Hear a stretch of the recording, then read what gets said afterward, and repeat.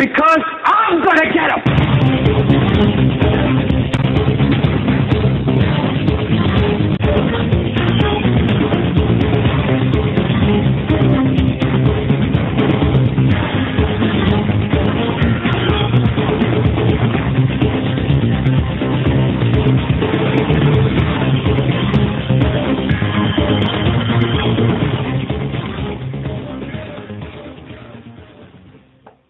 This is the Hagmann and Hagmann report for today. It's Friday. It's the 8th day of February 2013. So this is a live broadcast. I'm Doug Hagmann. With me in studio is my co-host, my son. Proud to say, Joe Hagmann. And folks, you're about to hear 3 hours of unbiased, uncensored news, analysis, information that you really need to know in these perilous times. This is going to be a news-heavy show, a news analysis heavy show tonight.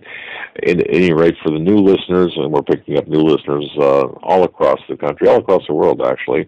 It seems like every day we're growing in size and in penetration in terms of the listenership. But we broadcast live each and every weeknight from 8 to 11 p.m. Eastern Time, and you can find us at our home base at HomelandSecurityUS.com.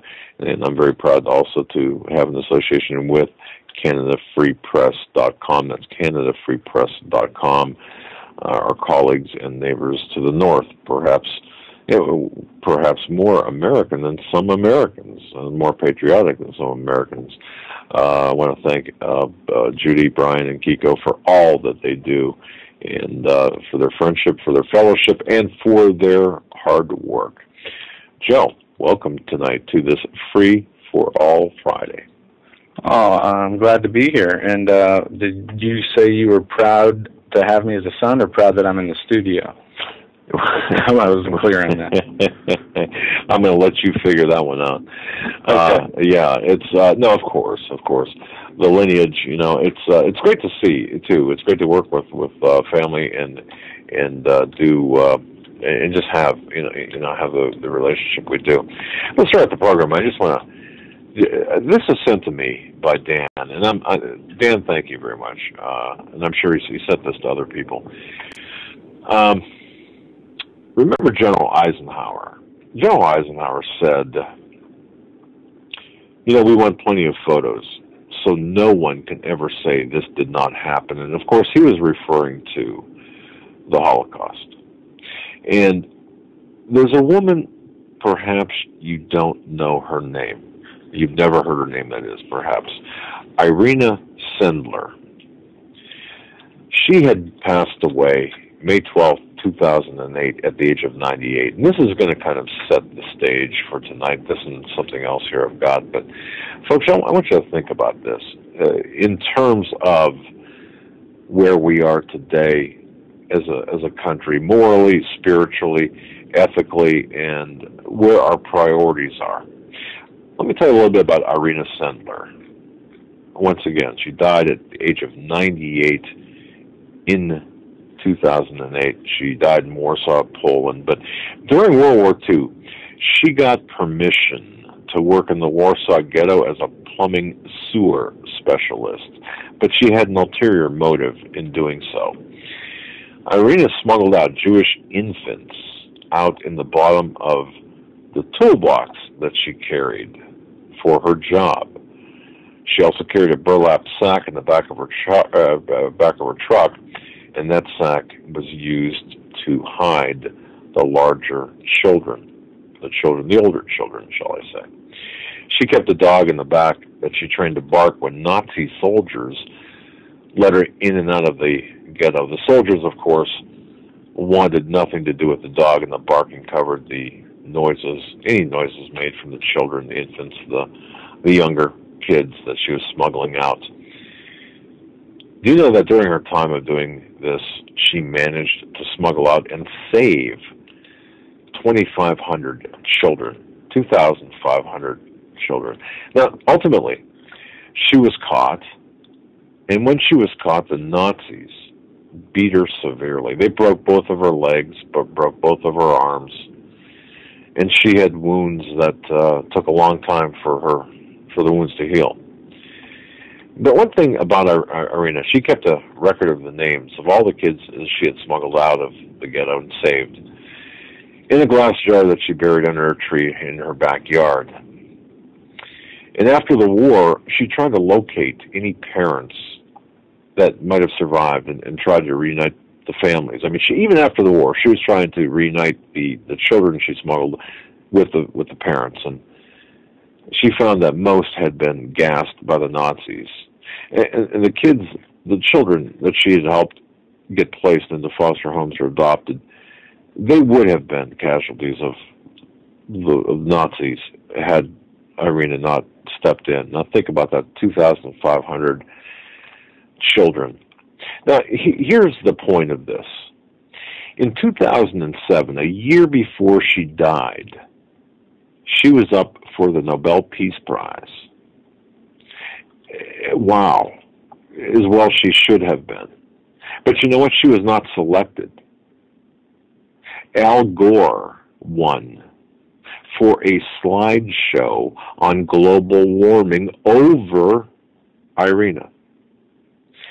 You know, later, another politician, Barack Obama, won for his work as a community organizer for Acorn. So in memoriam, 65 years after after her exploits, we're doing our small part by letting you know about the activities of this brave, and even doing our small part in letting you know how the Nobel Peace Prize process works. It doesn't matter if you save 2,500 children from being gassed and then work tirelessly after being severely beaten to the point of near death by the Nazis. No. Al Gore won the Peace Prize over this brave woman.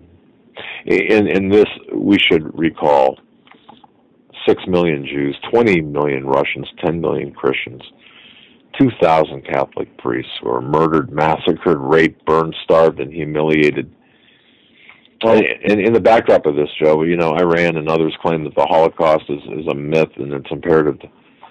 It's just, you know, it's imperative that we understand that we cannot allow the memories to fade.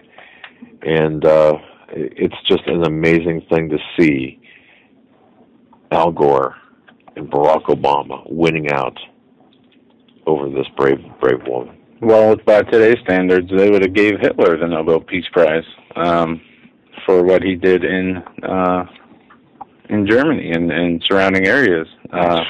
Yeah. You know, Stalin, Mao would get the Peace Prize. Osama bin Laden, of course, would be a candidate in today's standards. Well, or Bill Ayers, for crying out loud. I'm sure that, you know, I mean, Bill Ayers being a hero, obviously, of the Marxist communist regime we've got in power. And it's a shame to think that this woman passed away and was actually just can you imagine, folks? I mean, think about what happened, and think about this crazy standard for not being awarded the Peace Prize. 2,500 children, and had she been caught, I mean, she was ultimately caught, beaten severely, but she was lucky that she wasn't killed. And of course, the slideshow, Al Gore slideshow, global warming. So we know where the priorities of the globalist mindset are, and we're going to be going through a lot of news tonight. And but this, when I read this, I was so taken. I couldn't believe what I was reading. And of course, yeah, you know, you've got this globalist mindset. You know, the other thing too I want to mention is one of the goals of the New World Order that we're seeing is to support any socialist movement, to give centralized control over any part of the culture of America, education, social agencies, welfare programs, mental health clinics, and so on. Folks, this is a really significant goal of the globalists. And America is in the crosshairs and has been in the crosshairs for years.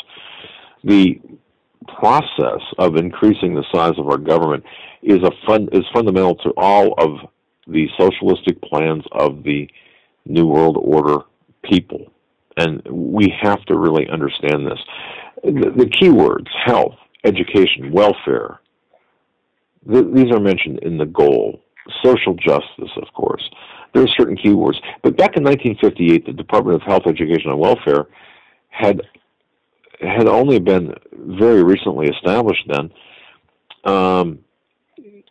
Previously, the federal government had little to do with any of those items. They were handled mostly at the state level. The major purpose of the federal budget from the beginning was to fund the military, which was to protect the citizens. Now, Woodrow Wilson was president in the early 1900s, and he was the initial instigator of increasing the size, scope, and control of the federal government. Since then, there were only two Americans who tried to reduce the centralized control of the federal government. One was President Coolidge, for what that's worth, and then Ronald Reagan, okay? And that's why Reagan is disliked a lot. I could go into the various budgets. I'm not going to do that, but the national debt back in 1958 was $276.5 billion. And of that, the health care was $1.1 billion, the education was $1.8 billion, the welfare was $2.6 billion. So health, education, and welfare, like I said, 1.1, 1.8, and $2.6 billion. Health care in 2009 had grown. Now think about this. Health care, 58, just over $1 billion. In 2009, it was $765 billion. Education, about $2 billion. In 2009, about $91 billion. And welfare, $2.6 billion. What about 2009? How about $407 billion, with a national debt in 2009 of $11.9 trillion. It goes on and on. The key here that everyone really needs to understand is the fact that the centralization is a communist, progressive, New World Order goal. And people talk about the Green Movement, environmentalism. Environmental extremism emerged because world communism really failed. The wall came down, and a lot of, peaceniks and political activists, they moved into the environmental movement, bringing their neo-Marxism with them. They learned to use green language in a clever way to cloak agendas that actually have more to do with anti-capitalism than ecology or science. So the next time you flush your 1.6-gallon toilet or turn on your light, your curly Q light, you can understand that is rooted not in ecology, but in the centralization and the expansion of the federal government and the control over the American people. And I thought, everything that we talk about has its roots in things that were so long ago. This is not new, even though the Newsweek cover back in February of 2009, remember this, folks, the Newsweek cover, two hands shaking. Two people shaking hands, just with the hands visible, with the headline, "We are all socialists now." We are all socialists now. The perks and promise of the new era of big government. And big government, the Cloward-Piven strategy and so on, that is the foundation for New World Order. The goal, big government, of turning America into a socialist state is really the final step in the process. And the process is extremely difficult to reverse.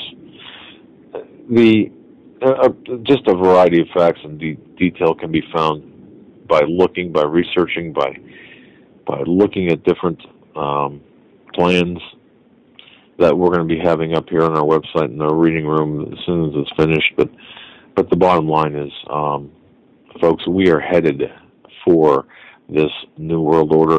But the step to that New World Order is a big centralized government. Obamacare is part of it, or the Affordable Health Care Act is part of it. No. Yeah, it is.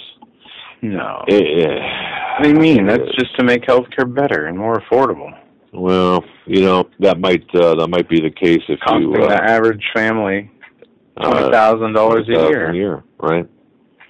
Well, even the poorest families, especially the poorest families. Remember, folks, bottom up, top down, and it's going to wipe out the middle class. That's the objective.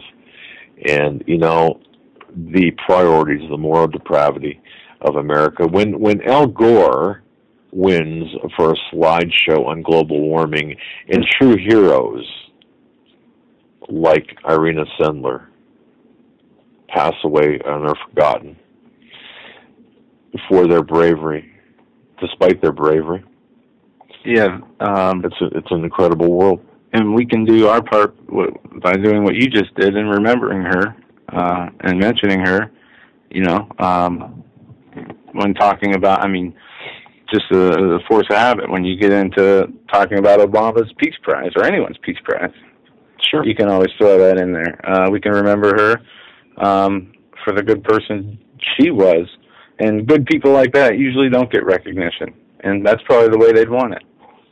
Well, that's true, and we have a lot of people out there, and think about this: as the times develop or evolve, as time evolves today, as we are facing tyranny, as the boot of the jackbooted thug is on our throat or on our genitals or whatever, and I'm not talking metaphorically. No, it's not to be funny.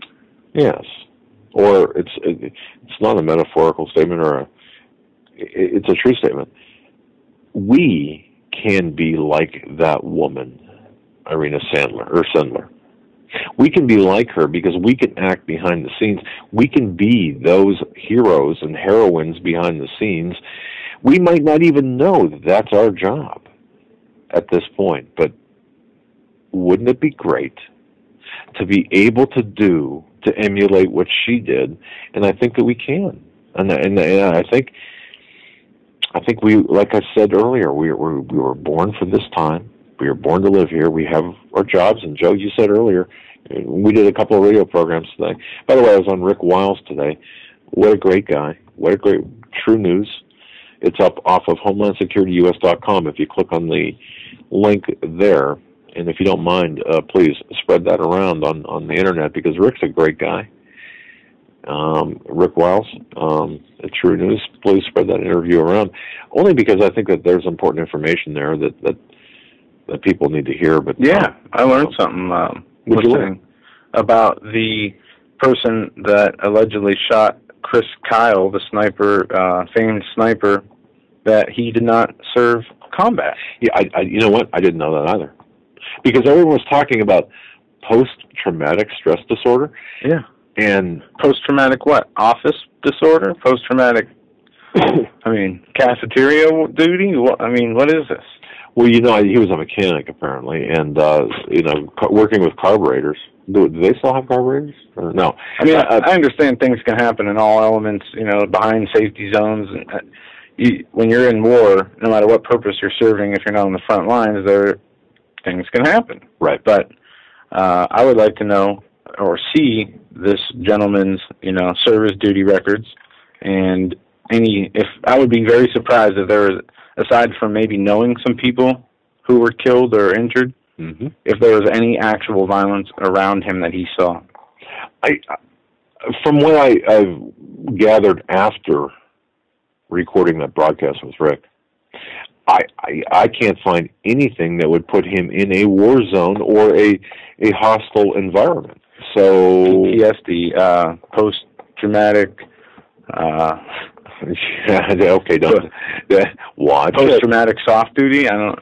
Yeah, it's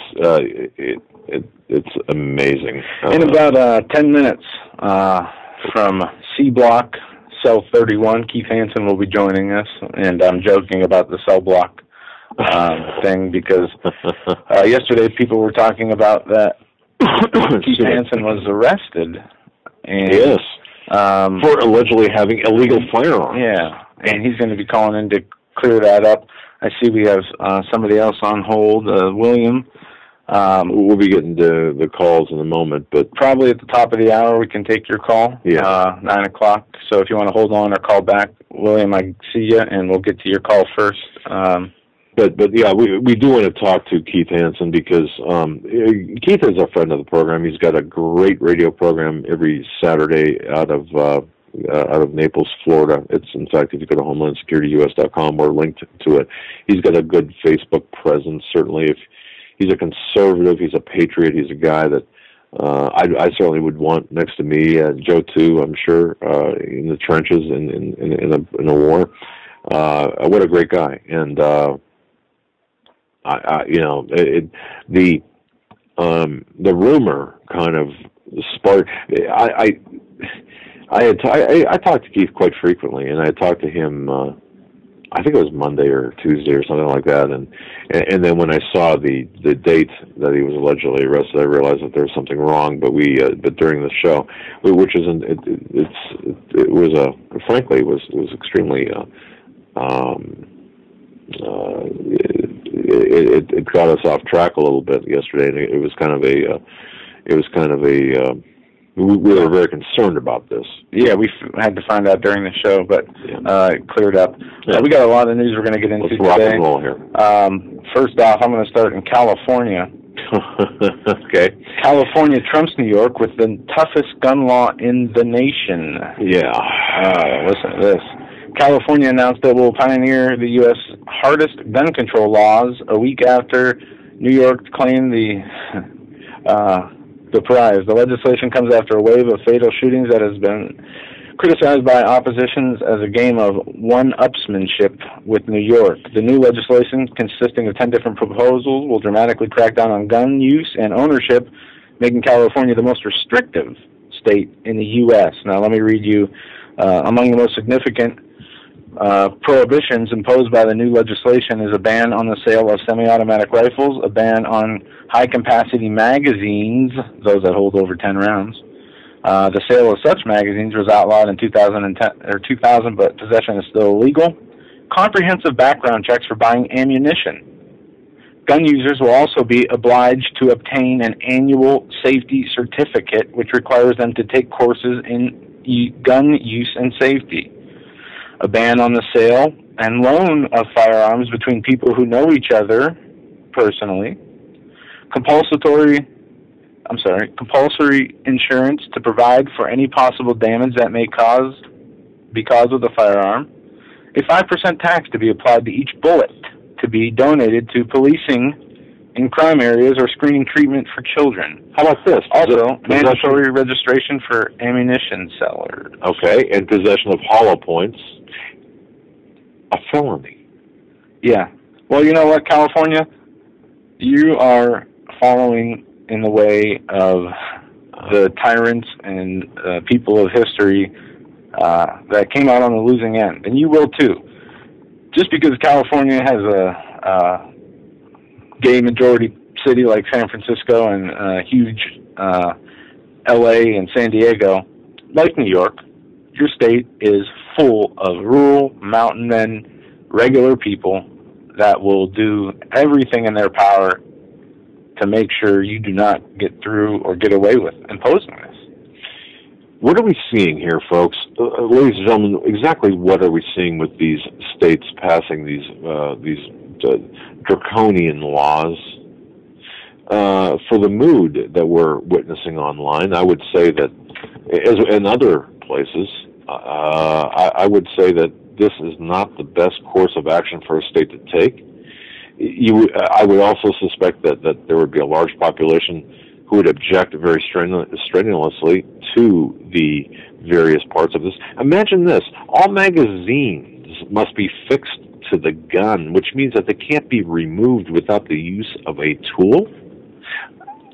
Okay. I mean, they're getting so, I want to say, what's the word? Stupid? No. Technical. They're getting trying to make these laws. It's like the IRS. We didn't queue up the speech that was given by a cardiologist. I'm sorry, a doctor, a main doctor at a National Prayer Breakfast. That was just great. It was a great audio. But he says it best. The IRS, any single person that they want to target, they could do it through taxes because nobody understands all the laws behind the taxes, and you can make one little mistake or forget to fill out a box or have everything put together properly, and still they will find a way, could find a way if they wanted to bring up charges and make your life make it a problem in your life. Exactly. That's what they're doing here. They're trying to make it, first of all, if you don't own a gun already, now, are you going to want to own one, having to go through all these things? They're trying to make it, unattractive. They're trying to make it hard to the point where now you're going to have to provide a reason to why you need one in some cases. That is not what the Second Amendment states. And the people who are implementing these laws need to be arrested and tried in a court of law. I'm with you 100%.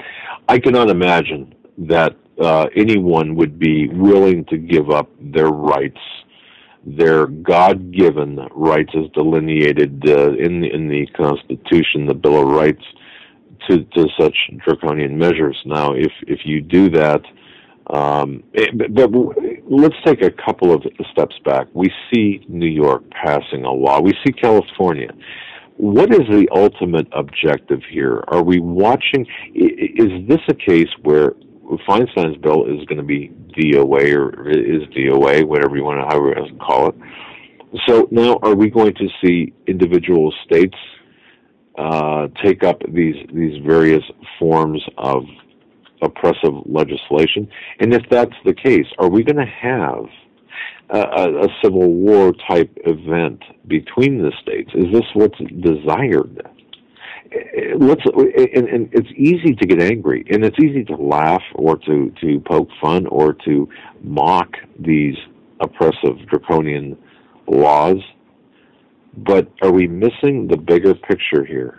Could this very well be the objective of this administration, knowing that they're not going to be able to get the federal footing on gun bans? Let's encourage the states to do their own thing. And then what happens when you've got a state that is open and says, you know what, you can have your guns, and we're not going to put any restrictions on them. We're not going to register or demand registration for the guns. Now, what's going to happen? How is this going to work in a larger sense? Joe, I want to know this. I want to know if this is not a part of a larger plan for a civil war or a war among the states, or even could this be even a way for people to, or for states to, or for the federal government, more appropriately, to foment this coming chaos? Don't forget, Obama's got an hourglass on his desk. Not really, but I can just envision this. And the sand is going through that hourglass, and he's thinking, well, I've got to get these jobs done and certain goals accomplished in a very short period of time. So he's putting the metal down to the floor and doing this. Now, but what's the end result what's going to be the end result here? I have a very bad feeling about the states passing these various laws. Oh yeah, there's definitely going to be ramifications for passing these laws, whether they, which I believe they will hurt both civilian and the authorities. They're putting police officers in danger. Any police officer who would carry out these laws should be fired for not upholding their oath of office. I mean, there's so many angles to this. There are so many different ways this could play out, but regardless of which way people think it will happen, or even if you knew how it was going to happen, it's not going to change the fact that there is an all-out assault, and has been an all-out assault on the Constitution, on our Bill of Rights, on our ability to be free in what we say, free in how we move around, and freedom to defend ourselves. And this is going to continue. And we have, as you say, we are a captured operation. That's correct. And now we are living in an illusion of freedom inside this captured operation. And the only question now is, what can we do individually? As you say, play, your individual role. There's a Bible verse that I came across today that backs up what you are saying. But let me first ask, is Mr. Hansen going to be calling in or Skyping in? I don't know. I believe he's going to be calling in. Okay. Yeah, just wondering, because I'm looking for him, and I haven't seen him, but once he pops up, we'll bring him on. Yeah, and this is good because we should get an update from him. By the way, he's and I've been talking to more and more people. Folks, I don't know how you feel. I've been talking to a lot of people who are coming down with the flu. I don't know if this is a resurgence of things, but my goodness. I talked to two people today who are coming down with the flu. Keith, I think, is coming down with the flu. It's not a good thing. But now, before Keith calls in, I want to say this. I don't know whether, ladies and gentlemen, you are, if you've been watching this or if you're aware of this, but you want to take a glimpse into our future. Look at Greece. Mm-hmm. The Greeks are fighting for food, and people are saying, you know what, I never imagined that I would end up here or this would happen here.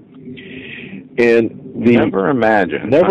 Just never thought of it. But the country of Greece is the harbinger for things to come to the rest of the world. Oh, yeah. I mean, you look at the GDP to debt ratio in Greece, and you look at the unemployment figures, you look at the inflation numbers, the monetary issues they've been having, we're in a much worse situation than they are. That's right. But 5 years ago, they were enjoying big salaries, early retirements, a lot of cash on hand, and never-ending economic growth. But today, just a short time after their own financial collapse that rocked all of the global financial markets, the economic darling of Europe has turned into a frightening example of what happens when governments and their people take on more debt than they can ever hope to repay. Does this sound like America? Of course it does. This should be a warning to America, to Americans, that we have a problem. That's right. We're going to be getting into this a little bit more. And also, other news we're going to be hitting on tonight, the Pentagon. It has come out now. The Pentagon leaders favored arming Syrian rebels. We are going to be getting into the California shooter, the ex-cop, what is going on with that situation. Also, John Brennan has went through CIA hearings, and he was interrupted. Don't Drone Me, Bro is a YouTube video you can go look up. We didn't upload it for the purposes. You would just hear a bunch of yelling. His speech was interrupted at least 3 or 4 or 5 times by protesters, talking about, where are the children? What about the children in Pakistan? What about the children in Yemen? What about the civilians? Is there no concern here? And they do make a point, but also we're going to get into some news we couldn't hit in previous nights. Panetta, we have an audio clip of him saying Obama was absent on the night of Benghazi. We have a new EU agreement, $960 billion budget for 2014 through 2020. Right. Voter fraud. One Ohio election official said he voted for Obama twice. Yeah, and which, of course, she didn't break any laws. It wasn't intentional. It was a way to make sure that her vote counted, she sent an absentee ballot in, and she wasn't sure if that absentee ballot was going to count. Now, because of that, she voted on site. Now, my question is this. Well, I guess what was the reason for the absentee ballot? Because it was my understanding that she was actually working the polls. Yeah. So how do you get away with that? You send an absentee ballot in, but knowing you're going to be working the polls because you just don't show up one day to work the polls. So what's up with that? Oh, and by the way, not only did she vote twice, but so did her. I think it was her daughter or her granddaughter. Oh yeah, as she admitted. But it's okay, and they chuck. It was okay because she said there was no intent of fraud. But see, she's just one person. Multiply that by numerous people. But the other thing too, I got to say, is it's just not this election. It's just not the 2012 or 2008 election. It was all elections for the past, 30 years maybe? Yeah. All of this. Now, yeah. What we're going to do while we're waiting for Keith is I'm going to play a clip here.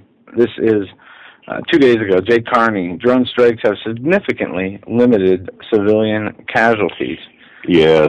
And then on the other side of Keith, we'll play a new reality check video from Ben Swan, Obama kill list drones and assassinating U.S. citizens. But here is Jay Carney. And stick with us for a lot of great stuff coming up. Go ahead, Joe. I'm going to go a little to the right here, then to the left. Two things. I want to go back to the drone strikes. The New York Times is pointing out that a number of military and intelligence officials have expressed concern that the drone strikes might actually be creating more militants in areas like Yemen than they're killing.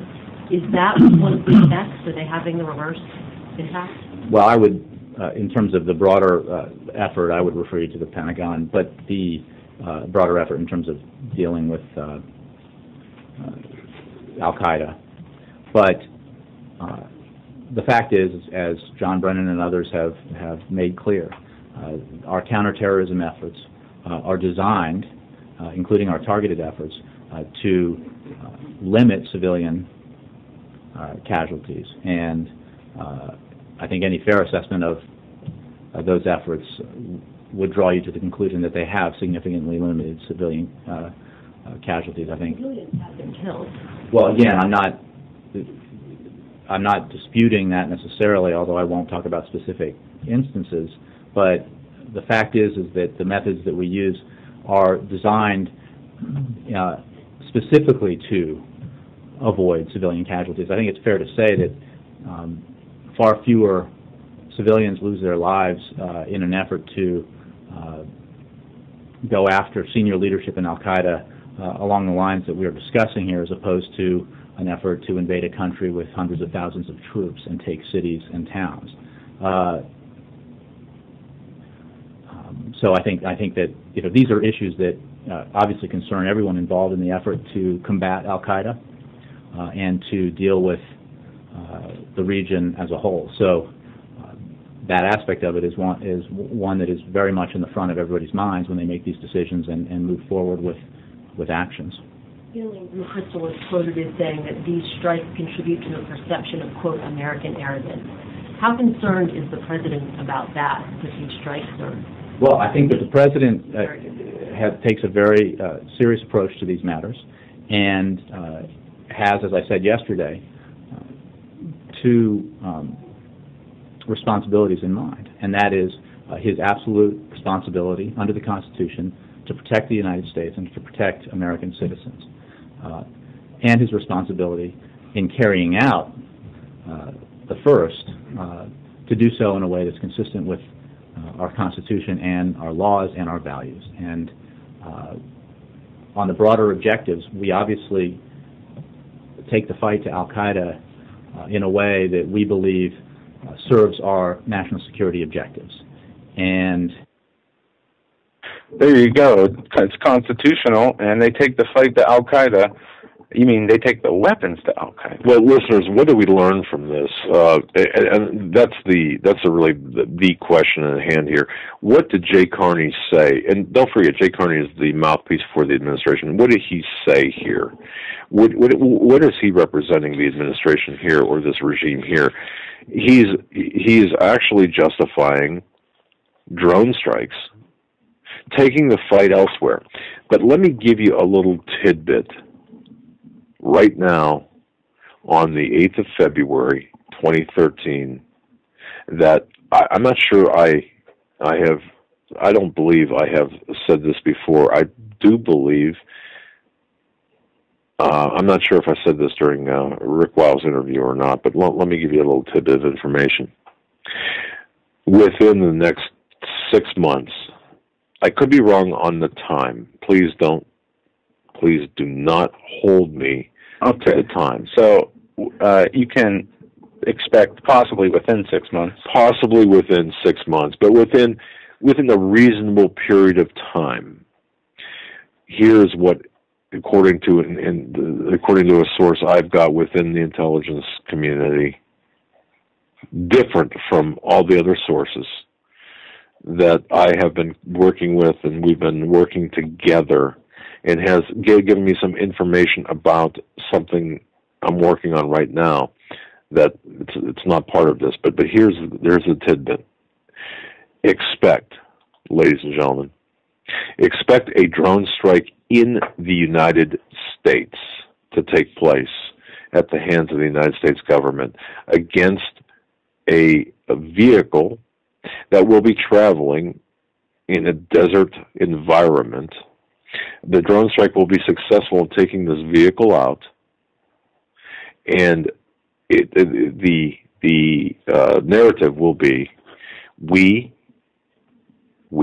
the government, have kept one of our cities safe. Tulsa, Oklahoma City, Kansas City, don't know which city, but because of this drone strike, we've kept America safe. And the purpose is to condition the public that it's okay for drone strikes to occur on U.S. soil. Now, I'm not sure, Joe, if I've said this before, because I've talked about this a number of times. This information came to me a couple of months ago, and I've actually been waiting to hear, a meeting out of the White House saying, well, there was a drone strike necessary in this country because of a threat to one of the cities. In fact, I had even thought about this for the Super Bowl, but it didn't come through. I saw an article where, in this case of this ex-cop Dorner, that is something we're going to talk about. And for those of you who don't know, I'll give you a little background right now. There's an ex-cop waging war on other people, other police officers. I thought they killed him. Or no, did they kill him? I thought he was dead. I thought they got him. Not the last time I saw. I could be wrong. No, he is still out on the loose. All right. He put out a manifesto.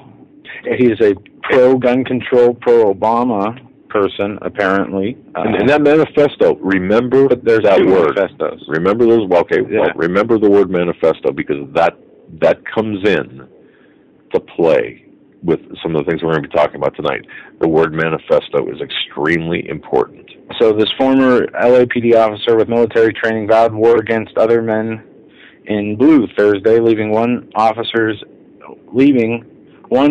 dead days after he allegedly killed two other people and began a wave of retribution for being fired, police said. Christopher Jordan Dorner, a 270-pound former Navy lieutenant who has professed his venom against LAPD officers, he claimed to ruin his life by forcing him out of his dream job. And I read one of the manifestos published that was out yesterday. I read that last night. All right. And people in the chat room are commenting about this being a psyops. And it's more than that. Yeah, the point I wanted to make was, will this be the first drone strike of an American? Will they use a drone to say they took this guy out? And the LAPD was asked this, and they denied to comment. They declined comment on this? Wow. Yes, they did. Well, so that, okay, right there, folks. remember how the issue of drones was broached here. There are going to be 30,000 patrolling the skies. No, it should have been, there are, and we're just letting you know now. And, of course, they're not armed. Well, no, they are armed. Don't even, believe me, there are armed drones flying over American skies. Now, you might say, well, the government didn't say anything about these. What do you mean? Well, in fact, drone use is very limited. And of course, don't forget, we just had Seattle, I think, just passed this law where they're not allowed to use drones over Seattle. How about this article from January 30th? Drones to watch over U.S. highways. How about the FAA bill allowing 30,000 drones to police the U.S. skies? How about police? Isn't that something? Departments individually gaining, not only police departments, media, and other people gaining access to drones and using them? Yes. Yeah, this right here, drones to watch over U.S. highways. Drones could help human workers safeguard the 4 million miles of U.S. highways crisscrossing the country. The flying robots could inspect bridges, roads, and survey lands with laser mapping and even alert officials to traffic jams or accidents. Isn't that what we have skycopters for? Or Isn't whatever? that what all the million cameras per mile on the highways for? Yeah. And plus we have other technology that could take care of that. So you've got to look at the dual purpose technology and say what's going on. Yeah. Another thing we're going to be talking about too, I just want to get this in here because folks, remember ACTA, PIPA, CISPA, all those acronyms for Internet control. Remember that. Remember how everyone kind of clapped and applauded and said, "Oh, we're okay." Actually, through our objection to these internet laws, we won. We won. Well, guess what? CISPA, CISPA, that's the acronym, is back. And not only is it's back, but it's back with a vengeance. Now, yesterday, Congressman Mike Rogers from Michigan, he's a Republican, if that means anything, and Dutch Ruppersberger, he's a Democrat now. Again, not that that means anything, announced before the House that they are planning to revive the Cyber Intelligence Sharing and Protect Act, CISPA, and work closely with the White House to ensure its passage sometime later this year. They're working also with the United Nations. The United Nations, yes. The use of Internet for terrorist purpose is from 2012. They released it, and I find it interesting. This quote is at the foreword of the document, the PDF, 158-page PDF. The Internet is a prime example of how terrorists can behave in a truly transitional way. In response, states need to think and function in an equally transitional manner. And you know who said that? Security General of the UN, Ban Ki-moon. Well, I'll tell you something. Ban Ki-moon is a war criminal. I mean, the book J. Edward Griffin wrote on the UN. Right. What was it? Something Master. It was very good, and half the book is dedicated to what this Ban Ki-moon did and how the UN's played a role in it. Also, but wait, we're not allowed to talk about that because if we are anti-UN, we are now terrorists, potential terrorists. Passed that line a long time ago. Yeah, as we've been told. A lot of news on currency wars tonight also. We need to talk about this a lot. And when I want to thank somebody, I think it was Jack, for emailing me a bunch of financial information, which we still haven't gone through all of it, but it needs to be looked over, and we're going to put it into an article format and definitely have something next week or maybe even this weekend on putting this all together, because Venezuela has devalued its currency today and by 47%, okay? Right. And Venezuela, this is the headline, sharply devalues its currency, and the title was Currency Wars. Venezuela's government announced Friday that it is devaluing its country's currency, a long-anticipated change expected to push up prices in the heavily imported economy. Officials said the fixed exchange rate is changing from 4.30 bolivars to the dollar to 6.30 bolivars to the dollar. The devaluation has been widely expected by analysts in recent months, though experts had been unsure whether the government would act while Hugo Chavez remained out of sight in Cuba recovering from cancer surgery. Also, this on AOL News, Europe, week ahead, currency wars at G20. Currency wars are likely to dominate the G20 meeting in Moscow, even if most countries will try not to make any explicit accusations. Dow Jones' Andrea and MarketWatch's Sarah look at whether the Eurozone is joining the war and whether Japan is trying to step back. Also, this out of the Wall Street Journal yesterday, yes, there is a currency war, and yes, it's going to linger.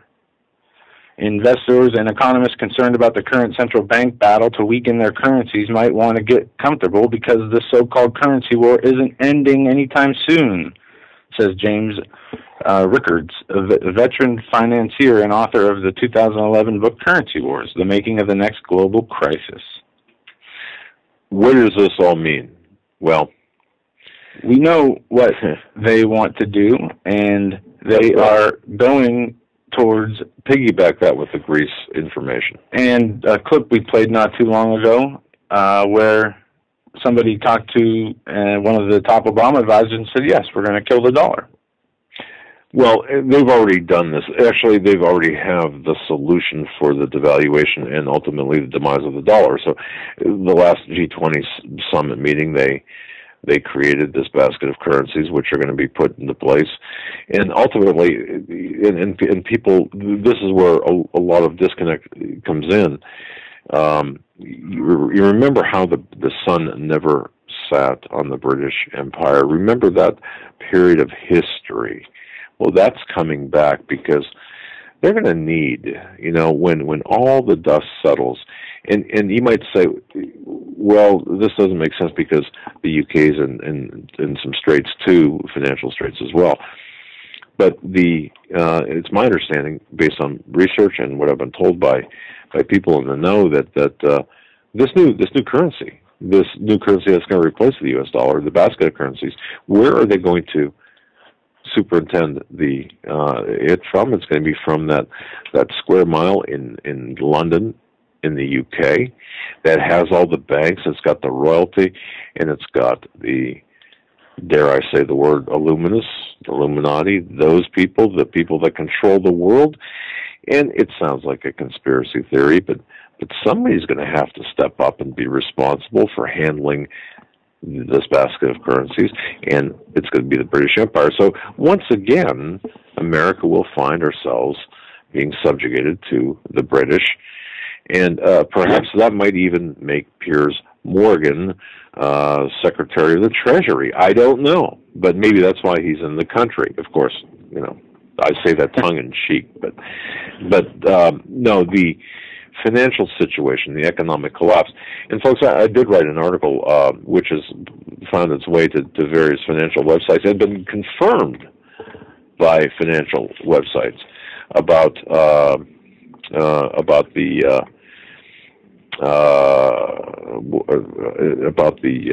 financial crisis, or actually the put options. Did we mention this last night, Joe?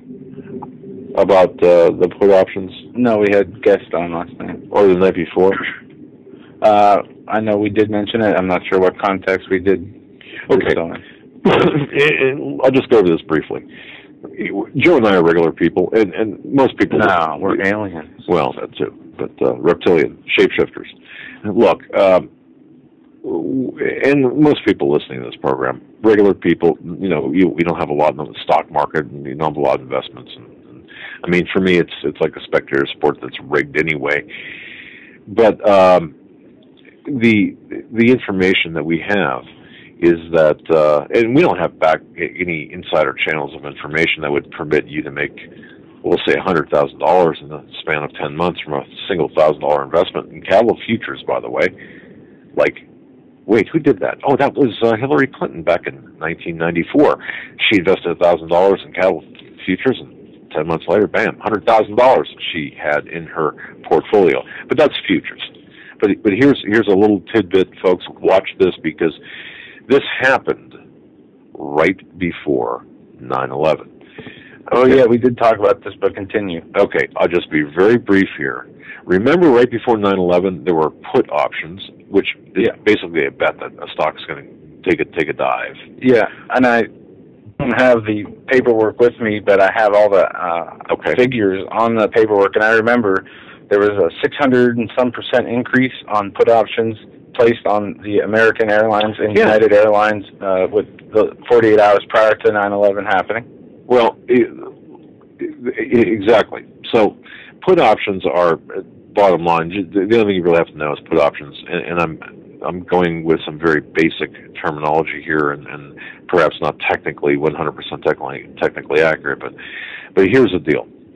There were some put options that were purchased here very recently. In fact, this past week, an anonymous trader bought 100,000 put options on the EFT, which is an acronym for an exchange traded fund, and one commonly traded exchange traded fund is XLF, which is really, it's a group of funds that acts like a barometer for the stock market. If it goes down, if these go down, for example, the stock market's going to go down. Well, such trades are common. It's usually common, however, in like blocks of 500 trade options. Well, in this case, it's 100,000, not 500, but 100,000. So 500 contracts is really kind of like at the highest usually. Well, there were people that took notice this past week of this put options of 100,000 orders, 100,000 put option orders, or 200 times the high volume of 500. Now, this becomes even more curious when one considers that the trader is betting that the market is going to take a significant hit at a time specific. In other words, these put options, which were purchased, were dated for April 20th and 25th. And for those keeping track of things like that, this is right around Hitler's birthday in the spring. Or no, is it spring equinox in April? Yeah, I could be wrong. No, that's June, isn't it? Spring equinox is June. March. March? Okay, whatever. Anyway, Hitler's birthday, just for those keeping track of things like that. So here's what we got in a nutshell. Normally when trade volume is about 500 at the most, somebody comes in and buys 100,000 put options. Now, this at a time when everyone's saying, hey, the stock market is going up great, it's going great, it's going good. So this makes the buy or this bet a little bit curious. So I did contact, just for clarification, I contacted a friend of mine who's in the stock market. And I asked him, I said, well, what's up with this? And this guy's got 25 years of experience. He's got, anything about the stock market, he knows. So I said, what's up with this? Have you heard about this? And so on. Should we be expecting a stock market crash? And of course he said, you can't use that word, crash, not here. Shh, be quiet. Well, he said this. It would seem to me that somebody knows something. I've never seen anything quite like this, of course.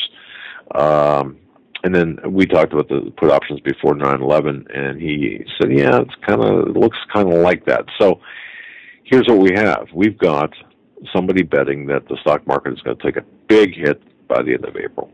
Now, what's on the line for this bettor, if you will, this person making the bet? Just $11 million. So if that person, let's say he's totally wrong, or he or she or it or whoever made the bet is totally wrong, what's it cost him? About $11 million. Maybe chump change. I don't know. To me, I can't justify an $11 investment in lottery tickets. So I don't know. But anyway, I did want to bring that up because I think that's a very important story that is on Canada Free Press, and it's on HomelandSecurityUS.com if you want to share that article with others. Yeah, what we're going to do right now is we are going to play a quick clip from Reality Check. Did we lose Keith? He has not gotten in touch with us. He could, maybe you call him on the break, and we're going to play this. Maybe the SWAT team's going to. We're going to play this quick clip from Ben Swan, go right into a quick commercial, and come right back with your phone calls. and more news. So Alrighty. Here's Ben Swan, a new video just put out, Obama's kill list, drones, and assassinating U.S. citizens. It is a story that has made national headlines in the last 24 hours, but a story Reality Check has been telling you for nearly 2 years. NBC obtained a copy of the Obama administration's rules for assassinating U.S. citizens. What President Obama told Ben about this kill list in a face-to-face interview. The details in a Reality Check you will not see anywhere else.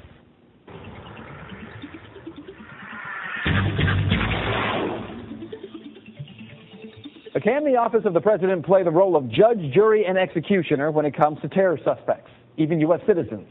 A 16-page memorandum has been leaked to NBC News. It explains the process the administration has been using for its assassination program. The Justice Department memo concludes that the U.S. government can order the killing of American citizens if they are believed to be senior operational leaders of al-Qaeda or an associated force. And that is the case even if there is no intelligence indicating they are engaged in an active plot to attack the U.S. The memo says in part, quote, the condition that an operational leader present an imminent threat of violent attack against the United States does not require the United States to have clear evidence that a specific attack on the U.S., persons, and interests will take place in the immediate future, end quote. So in short, in order to be labeled an imminent threat, you're not required to actually be an imminent threat. It was in September of last year when I had the chance to interview President Obama one-on-one. And when I did, I asked him specifically about this so-called presidential kill list. How do you, as president, or any president for that matter, regardless of party or person, utilize that power to assassinate even U.S. citizens? Well, first of all, you're basing this on reports in the news that have never been confirmed by me, and I don't talk about our national security decisions in that way. Well, as it turns out, it's not just the president himself making these decisions, because the memo explains an informed, high-level official of the U.S. government may determine that the targeted American has been recently involved in activities posing a threat of a violent attack, and that there is no evidence suggesting that he has renounced or abandoned such activities. That memo does not define the words recently or activities. As we've told you a number of times, these drone strikes have already killed American citizens living overseas, including Muslim cleric Anwar al-Awlaki, who, as I mentioned to the president, was a U.S. citizen. He was born in Las Cruces, New Mexico. And while the government claimed that he was a threat to the United States, no evidence of that threat was made public. Al-Awlaki was not afforded trial, nor was he charged with treason, which does not require him to be in the country. But he wasn't the only American targeted by the assassination program. 2 weeks after Al-Awlaki was killed, the U.S. used a drone strike to kill Al-Awlaki's 16-year-old son, Abdul Rahman Al-Awlaki. That 16-year-old was killed while at a family barbecue, and he too was a U.S. citizen born in Denver, Colorado. So what this means for you is that there is no clause in the Bill of Rights that suspends due process because of fear. Every time I talk about this issue, I get emails from people saying that Anwar al-Awlaki deserved to die. But I am yet to hear one reason, just one reason, why his 16-year-old son needed to die. The truth is, no one has legitimately answered that question. Not viewers, not this administration, not even the president himself. And that is exactly the problem. And that is Reality Check. You can find the sources for the story posted on our website, fox19.com. And if you'd like to make your voice heard on the story, you can head over to Ben's Facebook page. You can find it by searching Ben Swan. Survival of the fittest. In any and all situations, survival is your #1 priority. That requires being tough and thinking smart. And the folks at Freeze Dry Guy are going to help you do just that. They have a long-range patrol ration entrees, what they call the Brick Pack. When you're in survival mode, it is absolutely the best item for your survival pack or bug-out bag. You can go farther, faster, and carry more food with the LRP cold weather ration entrees. Not only do these long-lasting, durable entrees help sustain you or your family through the harshest environment or situation, they are by far the most delicious of their kind. No contest. With a variety of tasty entrees, you can't beat the LRP Brick Packs. Let Freeze Dry Guy help you in your survival situations. Go to freezedryguy.com. That's freezedryguy.com. Or call 866-404-3663. That's 866-404-FOOD.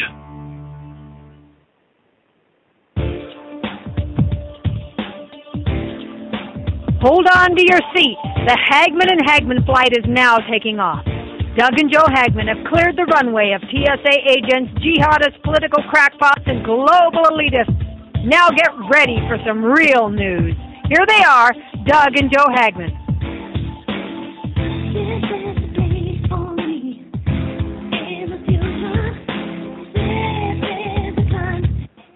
And welcome back, ladies and gentlemen, to hour number 2 of the Hagmann and Hagmann Report this Friday, February 8th, 2013. We have so much news to get into. We probably won't cover it all today, but we're going to be taking your calls also as well. Hold on, I'm getting a... let me just say this, ladies and gentlemen, too. You know, with all the with the rapid movement of the news and all the white noise and all the headlines and everything taking place, you can rest assured if anything of significant happens during the weekend, we would have a special broadcast, and we would, you can find information, for example, on our website, HomelandSecurityUS.com. So you never have to feel alone or abandoned or wondering what's going on, unless a nuke drops on our heads, which is highly unlikely. We will be here reporting the news in real time and on the weekends, because that is what we're prepared to do. We have to stick together, and of course, and we have to get the truth out there. So, just want to make sure that everyone is on board with that and understands that. So, just always watch the website if you don't mind. And we are, as I've said many times in the past, we are populating the server with a lot of information, books, PDF files, documents. So we are establishing a resource library. The things we talk about on our program, you can go to our resource library, which is not done yet. It'll be done, I'm hoping, this weekend, because there's hundreds of megabytes of information, of just text. Yeah, I think I added about 100 more today. Yeah, so it's going to be very interesting. It's going to be a place where everyone can go, from the MIAC report, just as an example. If we reference MIAC report, we reference the West Point PDF.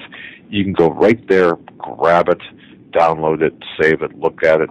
It's going to be there for you. And then we're going to have also a separate page of audio, video type of links that we're populating as well. So we're expanding our site by about roughly 7 or 8 times its current size. But it's going to be a one-stop shop for everyone. And these are documents issued by the government, created by the government, or actually via your tax dollars. But they will give you the ability to grab and go, so to speak. So you'll have that ability. All right, we're going to go to the phone. Yeah, we're going to go to area code 708 first, and then to William. 708, you're live on the Hagmann and Hagmann Report. Good evening, Joe and Doug. My name's Jerry. I'm from Chicago. In fact, you were talking about the manifesto. You remember the Unabomber? He lived about 12, 13 blocks from where I'm at right now. Wow. And, I just wanted to, guys, I've been listening to you guys, but I never caught you guys live until tonight. I wish you guys, when you start your show, would say something about where you could be found live, websites. In fact, I'm on some kind of Blog Talk Radio or something like that. That's where I picked you up. Right. I just wanted to call and tell you guys do a great job and everything else like that, and maybe give you get a little bit off my chest. I mean, I'm thinking about a lot of this stuff, and I've only been awake for about 3.5, maybe 4 years. And I'm looking back at the welcome to the episode. Oh, go ahead. No, I just have to say, welcome to the party. Kind of in the spirit of Bruce Willis. Welcome to the party, pal. Being awake is pretty awesome. When you wake up and realize, wow, things are not as they appear. I don't want to take your time. Go ahead, sir. Oh, well, hey, thank you for welcoming me to the party. I was going to tell you, you guys, I've listened to Steve Quayle. I love him when he's on your show. That's the first time I ever heard him. Greg Evenson, Russ Dizdard. Oh, boy, you guys have a lot of great guests and everything. And like I said, I could only find you on YouTube, and they were usually 6, 7, 8, 10 weeks old at the newest. So I'm glad I found this website. I'm going to save it. But I was just coming across something over the last 2 weeks and thinking about it, and I says, the ATF raided Randy Weaver. They set him up. They raided they killed his wife, they killed his son, killed his dogs, and then within a year after that, you had Waco, Texas, where they went in there and they murdered 83 people, and these people had more than enough opportunities to stop David Koresh, bring him in for questioning by himself, but they had to make a big scene out of it. So I'm thinking they let the American people know that, hey, this is how they handle you if you get out of hand. And if you remember, just 2 years prior to that, they let the world know with Desert Storm, this is how we handle you if you get out of line as a country, as a monarchy, as a presidency, as an elected official, as a CIA infiltrator that we put in. This is how we handle you with Iraq. And I'm thinking, we had this recent stuff with Sandy Hook, and before that it was a sick mosque, and before that it was Aurora. And let's face it, they're real sloppy with the Sandy Hook. I mean, there's all kinds of loose ends that just don't add up. There's a lot of loose ends with 9/11, and I think they're playing the trump card. They're letting everybody know what we're going to do as we want, when we want, how we want. There is no more Constitution unless we say there's a Constitution, and we'll tell you what's in it. And I'm glad I'm awake, but I'll tell you what, it's a lonely walk. I mean, nobody. It is. You look at. Let me address a couple of things. I apologize for the delay. That's kind of nothing we can do about it. But let me address a couple of things. First of all, what you said, and we don't really repeat this enough, but all of our programs can be found on HomelandSecurityUS.com. That's HomelandSecurityUS.com. And if you click on the archive on the right-hand side, there's a couple of different things. The RSS feed will give you all of our programs, and the other, the top menu will give you the most recent programs with the definitions or not definitions, descriptions. I wanted to make sure you knew that so you can find us. Blog Talk Radio is our primary platform, although we are simulcast on the Christians United Broadcasting Network or a couple of radio stations, but none in your area, in the Chicago area. Now, that said, the Lonely Walk, I've got to comment on this because, you sound like you were like I was, up until a number of years ago. You believed everything that you heard, and then just tell me a little bit, because I'm interested in this. What woke you up? Wow. Well, I'll be honest with you. I got into a little bar altercation back, let's see, that would have been 1982. Okay. And it was over a broken telephone glass on a telephone booth that I did not break. But because I looked like one of the three people that broke it, I know the guy who did it, and I was standing there, and after the cops put the handcuffs on me and everything else like that, I said, "Officer," I said, "I did not do this." I said, "If we just wait 1 minute, I'm sure the guy who did it will admit to doing it, and then he will take the fall and everything else like that." With that, I got a billy club shoved in my gut so far, I didn't catch my breath until about 3 miles later when I was going into the lockup cage. I was fingerprinted, I was booked, everything else like that. And the sad thing is the guy who did it was in the National Guard. It was my girlfriend at the time's brother who didn't want to get in trouble with the National Guard. So, and he didn't even hang around to bail me out or anything else like that, And the following day was Father's Day. So to call home on Father's Day when all your brothers and sisters and in-laws are all over with their kids, to say, can somebody come down and bail me out for $100 for a broken glass that I didn't do? Well, make a long story short, when it all went to court and everything, this guy had already taken care of it with Illinois Bell. He went to court and he stood right up in front of the judge. He says, "Judge, I wasn't man enough at that time to, take responsibility for this, and this guy got in trouble, and he didn't do it." And it was so. And as I was walking out, the cop just said, "Hey, sorry about that." And I said, "Sorry about what? Throwing me in jail, hitting me with a billy club after I was handcuffed?" I said, "Give me a break, man." And this was 30 years ago. Right. And that's kind of what set my opinion and everything. I remember having an argument with my dad one time. Not an argument, a discussion. But we're German, so everything we talk about, we get loud and it should be an argument. I know that. Anyway, yeah. So anyway, I was telling him that our media is manipulated in this country, and he says, "Well, it's manipulated in Russia."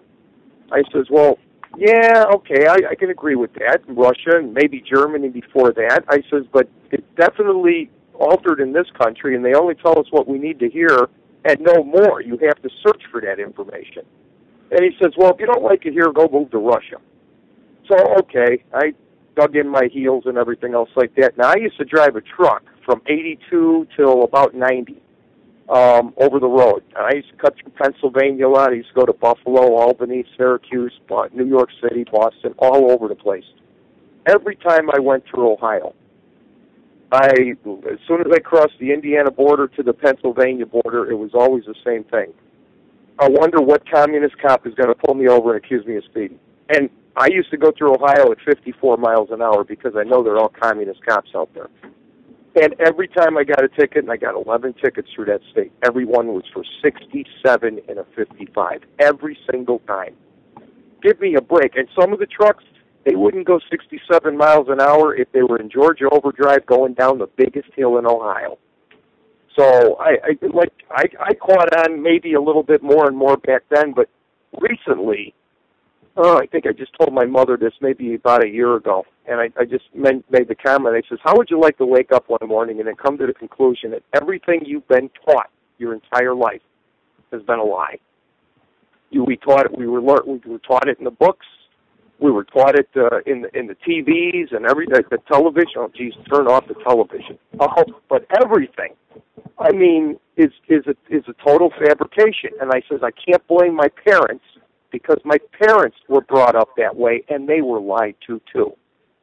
When I tried to explain to them, when my dad was still alive, when I tried to explain to them that the 1929 Depression in this country was set up by a handful of guys to watch everybody else fall.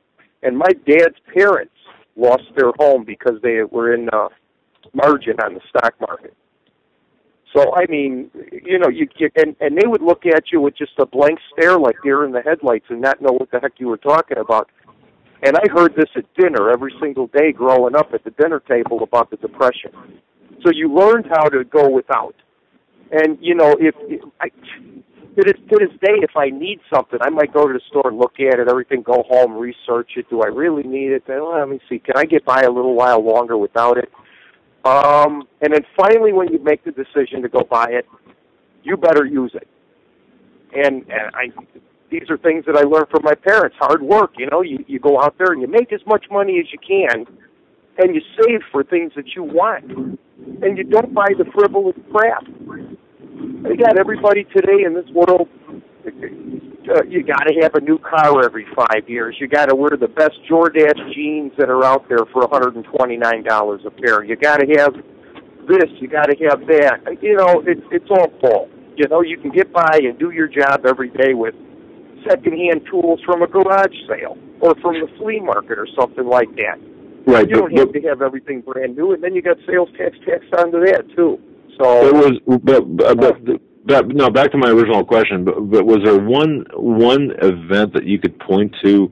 You've given us a good history, but for example, with respect to current events, is there one thing that you could point to that said, "Man, this is wrong. This seems wrong," and I'm going to research it, and bam, you found out that everything's a lie? Because I mean, is there one thing of late, perhaps, or what was the one instance that really kind of hit you upside the head and said everything's a lie? You know what? I'm sorry, I misunderstood your question before. I paid very close attention to the 2008 election with Barack Obama and John McCain. And I never even knew anything about Ron Paul because it wasn't out on the media, and I wasn't that slick with a computer at the time to even look him up. And then I noticed after this guy was in office that he didn't keep not one of his campaign promises. He was going to get our guys back out of Afghanistan and Iraq. He was going to close Gitmo. He was going to do this. He was going to do that. Instead, he ran off on 25 other tangents that he's trying to fulfill, and he never mentioned them about it in his campaign. So for the first time in life, I paid attention to who I was actually going to vote for. And I've been one of these people that have voted all the way up until this election I voted, but I think this was my last one because I now realize that votes don't count. So that was it 4 years ago, I would say. That's an interesting way to wake up. I got to tell you that indeed. I understand that, and that's a very kind of a left-handed way of waking up. It's an effective way, very, very effective. So I'm glad to know that. Yeah, this journey that we're all on, you, me, Joe, listeners, look, we have to really separate the fact from the other stuff, the fiction, the propaganda. So boy, the best way to do that, as I was talking earlier with someone, is to make sure you have a strong foundation, and we suggest and we hope everyone builds that foundation with a relationship with the Lord and His Word, and then takes everything else, any other bits of information from anyone else. Yeah, because directly to Him. We're dealing with a lot of demonic stuff out there, really demonic stuff. So it's easy to get sidetracked and twisted around. So, but man, interesting story. Interesting life you had too, for crying out loud. From your, well, thanks. Yeah, you know what? I've had a good, interesting life, and I've been lucky. I mean, there's been a few times where I should have bent over and kissed my rear end goodbye. But I did. I mean, almost drowned in a canoe accident. I watched the side of my trailer come down I-90 through Cleveland as somebody cut me off in a snowstorm and things like that. Real hairy things and situations where brakes went out going down Snowshoe Pass. I forgot what route that was, going up into New Jersey. If you didn't want to stay on 80. Okay, yeah. Yeah, so I mean, I've had some situations and everything else like that. Interesting life, fulfilled, I would say. And I've always tried to walk on the correct side. Okay, where it was fair and everything else like that. Never took advantage of, hey, this is going to put more money in my pocket if I find this guy's wallet and I don't return it. No, I returned 4 wallets in my life. Never took a reward for any one of them, unless you consider somebody, hey, buy me a beer, we'll call it even. Okay, that was about the most I would accept for a return in a wallet, because my theory has always been, what if I lose my wallet?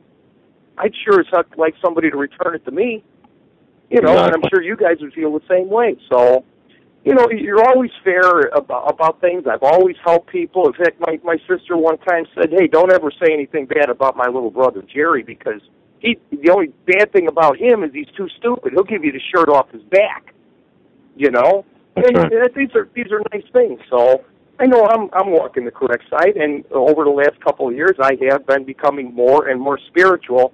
I was born and raised Catholic, and I got out of the Catholic religion maybe 9 years ago because I didn't care for it. There was something about it; it just didn't register with me. I don't like the idea of the Archdiocese and the Vatican covering up all these pedophile priests and everything else like that, and hiding them and moving them and paying people off. I don't care for it. The sad thing is I got an uncle that's a retired pastor in the Catholic Archdiocese, so hope he's not listening. Well, look, my friend, we got to cut you loose. Look, it's been a pleasure talking to you. Glad you found us live. Yeah, and we got a bank full of calls we got to get to, but look, keep plugged into our show and call back in. HomelandSecurityUS.com. You can go there. Our emails are on that page, and you can send us an email if you'd like. Talk off there and talk further. Yeah, I just want to thank you so much for finding us. What's that? Thank you guys, and God bless you both, and I hope you can stand the weather. Hey, we're going to give it a try. You too, my friend. Thanks for the call. Let's go quickly to a caller named William. William, you are on the air with Doug and Joe Hagmann. William, about 6 minutes before. Yeah, let's see if we can get this done in about 6 minutes. William, you're up. Hi, you guys are great. First of all, I'd like to say that this is about the best radio show for the actual true info that I've ever come across. Well, thank you. You guys are very accurate. Very suspiciously, that voice, and I am a very good at voice recognition, that I could only say that person was a person named Scrimrunner on YouTube. And the fact that nobody knew that I was going to call in and that voice came up very much is suspicious. First of all, if I could cover... Oh, go ahead. I'm sorry. No. And I apologize. You're going to hear a delay. There's going to be a delay, and it's going to almost sound like overtalk. Don't worry about that. Yeah, we don't screen calls, so we have no idea who is who. But go ahead, sir. But very good info. First of all, I've grown up in agency or company all my life, and we've been coming forward about that. Everything you said about what's being put in place is very much real, and a lot of people have been trying to put out a lot of warning prior. You were talking about the cop killer guy at large, Christopher Dorner. Yes. I have a screenshot actually of him trying to very suspiciously out of nowhere friend me on Facebook back in January or December around that time. Very odd. I didn't fulfill the request, and very strange. It's just he's an agency worker apparently, and yes, they love to push that manifesto analogy and that perception. That is very much an agency thing that they like to do. Wait, let me get this straight. Hold on a second. Don't pass by here quickly. You're telling me that this guy that's on the loose attempted to friend you on Facebook? Yeah, I actually still have the screenshot, and I still have the friend request. Okay. Did you know him, or what was the reason for the attempted friend request? I have no idea. No, I never knew him. I never met him. It was out of the blue. Something didn't sit right, and I documented it. I posted that actually a couple hours before your show, sir. Okay, you where? On Facebook. And that it was just very suspicious, and that came up in Yahoo, and I'm like, oh my God, I recognize that name. If you don't mind, Sir William, if you don't mind, since you have posted this publicly, if you go to HomelandSecurityUS.com, which is our website, HomelandSecurityUS.com, if you click on either Joe or I, our email address or names on the left-hand side of the column, if you want to send us a copy of that, since you posted a copy of that screenshot, we'd like to take a look at that. Yeah, I'll send you the email address. In fact, I will. All right, good, because the fact that you would actually screenshot a friend request because it didn't sit well with you is rather interesting to me. But okay, yeah, we'll take it. It seems out of the blue, but that is actually being that that was very suspicious. That he was a cop and stuff. That he had a little bit of info about being a police or something in an army. It was being the industry, being what I'm involved in, they've been trying to hang the Fukushima disaster and the Japanese earthquake on me because I wrote about it 4 years before it happened. And, I had to post, I was going through a tough time, and I was being berated by people in agency, and they didn't quite know how to handle me, and they were going on information thinking that I was going to go start spewing about stuff, which I only did because I was being bothered. And so, I very discreetly, didn't write too much, but I wrote about, I titled it Japan Earthquake 2011. I wrote that it's been validated by everybody and their brother in 2007. And I talked about the reactors blowing up. I talked about what the paper read. and this goes into very unbelievable territory. And it's very true that the government and industry, CIA, DoD, made time traveling for 40 years now, and that is just fact. There's no way to impress really on people as to prove it, but that's what we're all about. There are things in place that, based on time travel intel, based on a lot of things. Why did they get rid of missiles all of a sudden? Nuclear missile, nukes and missiles. Because, when you can teleport a nuke in, you don't exactly need take 20 minutes to get their missile. You just don't. It just takes up money, and it's money better spent. When you can do an energy to mass energy to mass event, like a scale, or do a longitudinal wave and negative crossover section, and make pure energy become mass inside of mass, and disassociate, say, World Trade Center steel iron, you really don't need much of anything else, for the most part. William, you've brought up a couple of interesting points. The latter point, the most recent point about the energy with respect to the World Trade Center, is very interesting. Here's what we'd like to do.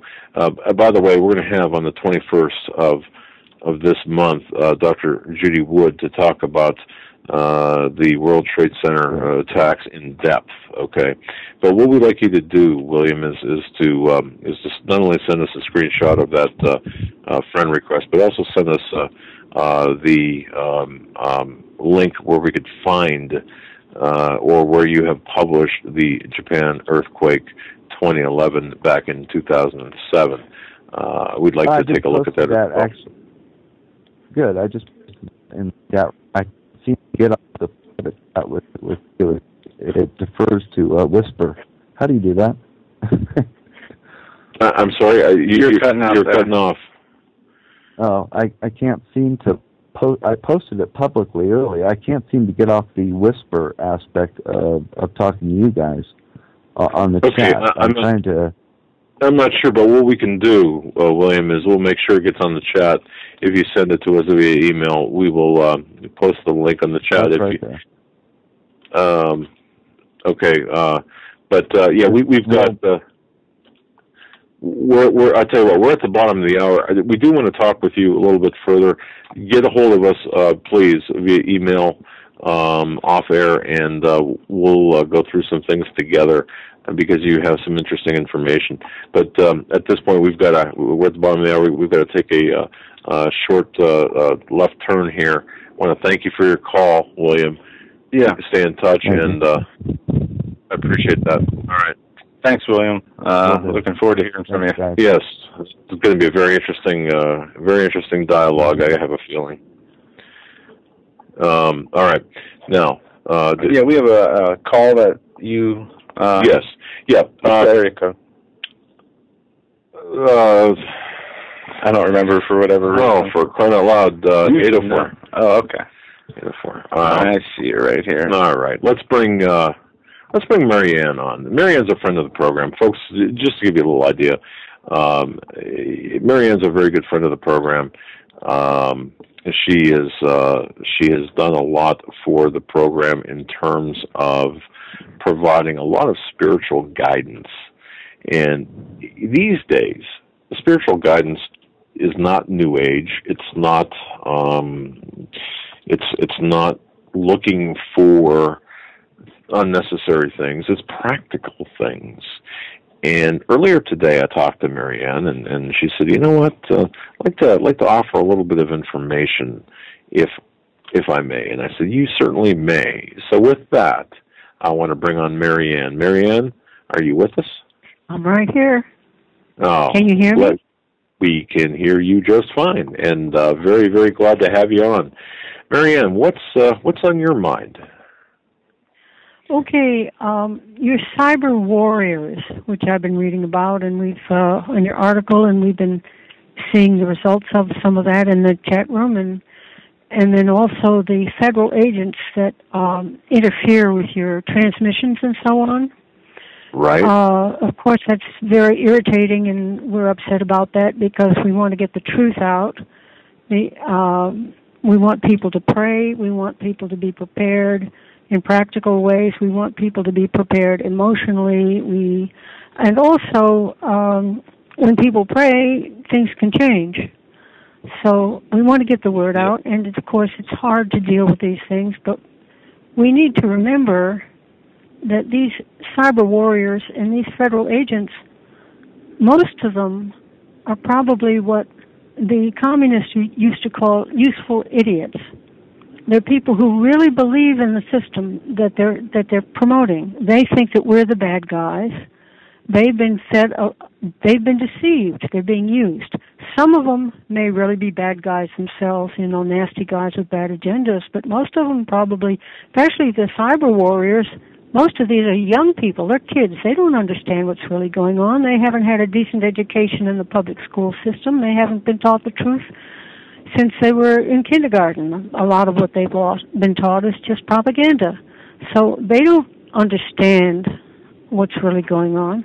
And I think it's important for us in our attitude towards them to see them as people and individuals and not as, monsters, bad guys, scuzzballs or something like that. We need to see these are men and women with families to support, somebody they trusted taught them these things, and for them to have their eyes opened. It was hard for us. It took me years, and it was a very painful process. And you can imagine what it would be like for them to find out that they're on the wrong side and that they've been taught the wrong things. Exactly. And folks, Marion and I had a conversation off air before the show, and it was not until that conversation that I was that she made me realize what she just said. These are people that are being used for a specific agenda, but it's easy to look at these, to demonize people, and to look at them as almost a subhuman, when in fact, they could be your brother, for example, or your cousin, or your friend. And it's important to rehumanize in our mind. These are real people. These are people that are doing a specific job. Now, Marianne, I didn't want to interrupt, but I did anyway, but go ahead and continue. No, that's good, and that's not an interruption at all. The other thing is, with these people, there may come a time in the future, if things really go bad, we know we're heading for a storm. We can't be sure how bad it's going to be or when we're going to hit. The worst scenario would be a Nazi Germany kind of situation. The best one would be maybe a soft dictatorship, as they call it, or something like that. But we're heading for tyranny of some kind and persecution of some kind. Now, some of these guys are going to wind up years from now looking back and realizing that my brother, my father, my friend, my neighbor, the kid I grew up in school with got killed by a police state because of what I did. I contributed to it. I've got their blood on my hands. That's a terrible position to be in. And at this point, I want to talk to the cyber warriors and the federal agents that are listening. If you guys wind up in a position like that in the future, please remember, no matter what you have done, God will forgive you if you repent. Turn to God. Ask Him to forgive you. There were people who worked in the Nazi concentration camps, the guards, who did terrible things. And after the war, Corrie ten Boom ministered to these people and led some of them to salvation, led them to the Lord. The man who betrayed her family so that she and her sister went to Ravensbrück, that terrible death camp in Germany, she led him to the Lord before he was executed. So I want you guys to get to heaven. Jesus died to save you, and I want Him to get what He paid for. And I hope you'll turn to Him and that you'll open your eyes and open your hearts and see the truth now before anything bad happens, before you do bad things. But if it doesn't happen now, then I hope it'll happen later, because I want you to make it. Jesus died for you. He loves you. God loves you. And the other thing I want to say is we need to, these guys could be kind of a small lesson in how to forgive, because if things go bad, we're going to have to do some heavy-duty forgiving. And Jesus made it very clear that we have to forgive. As Christians, we have got to forgive. I want to read Mark 11, verses 25 and 26. And when ye stand praying, forgive, if ye have aught against any, that your Father also, which is in heaven, may forgive you your trespasses. But if you do not forgive, neither will your Father, which is in heaven, forgive your trespasses.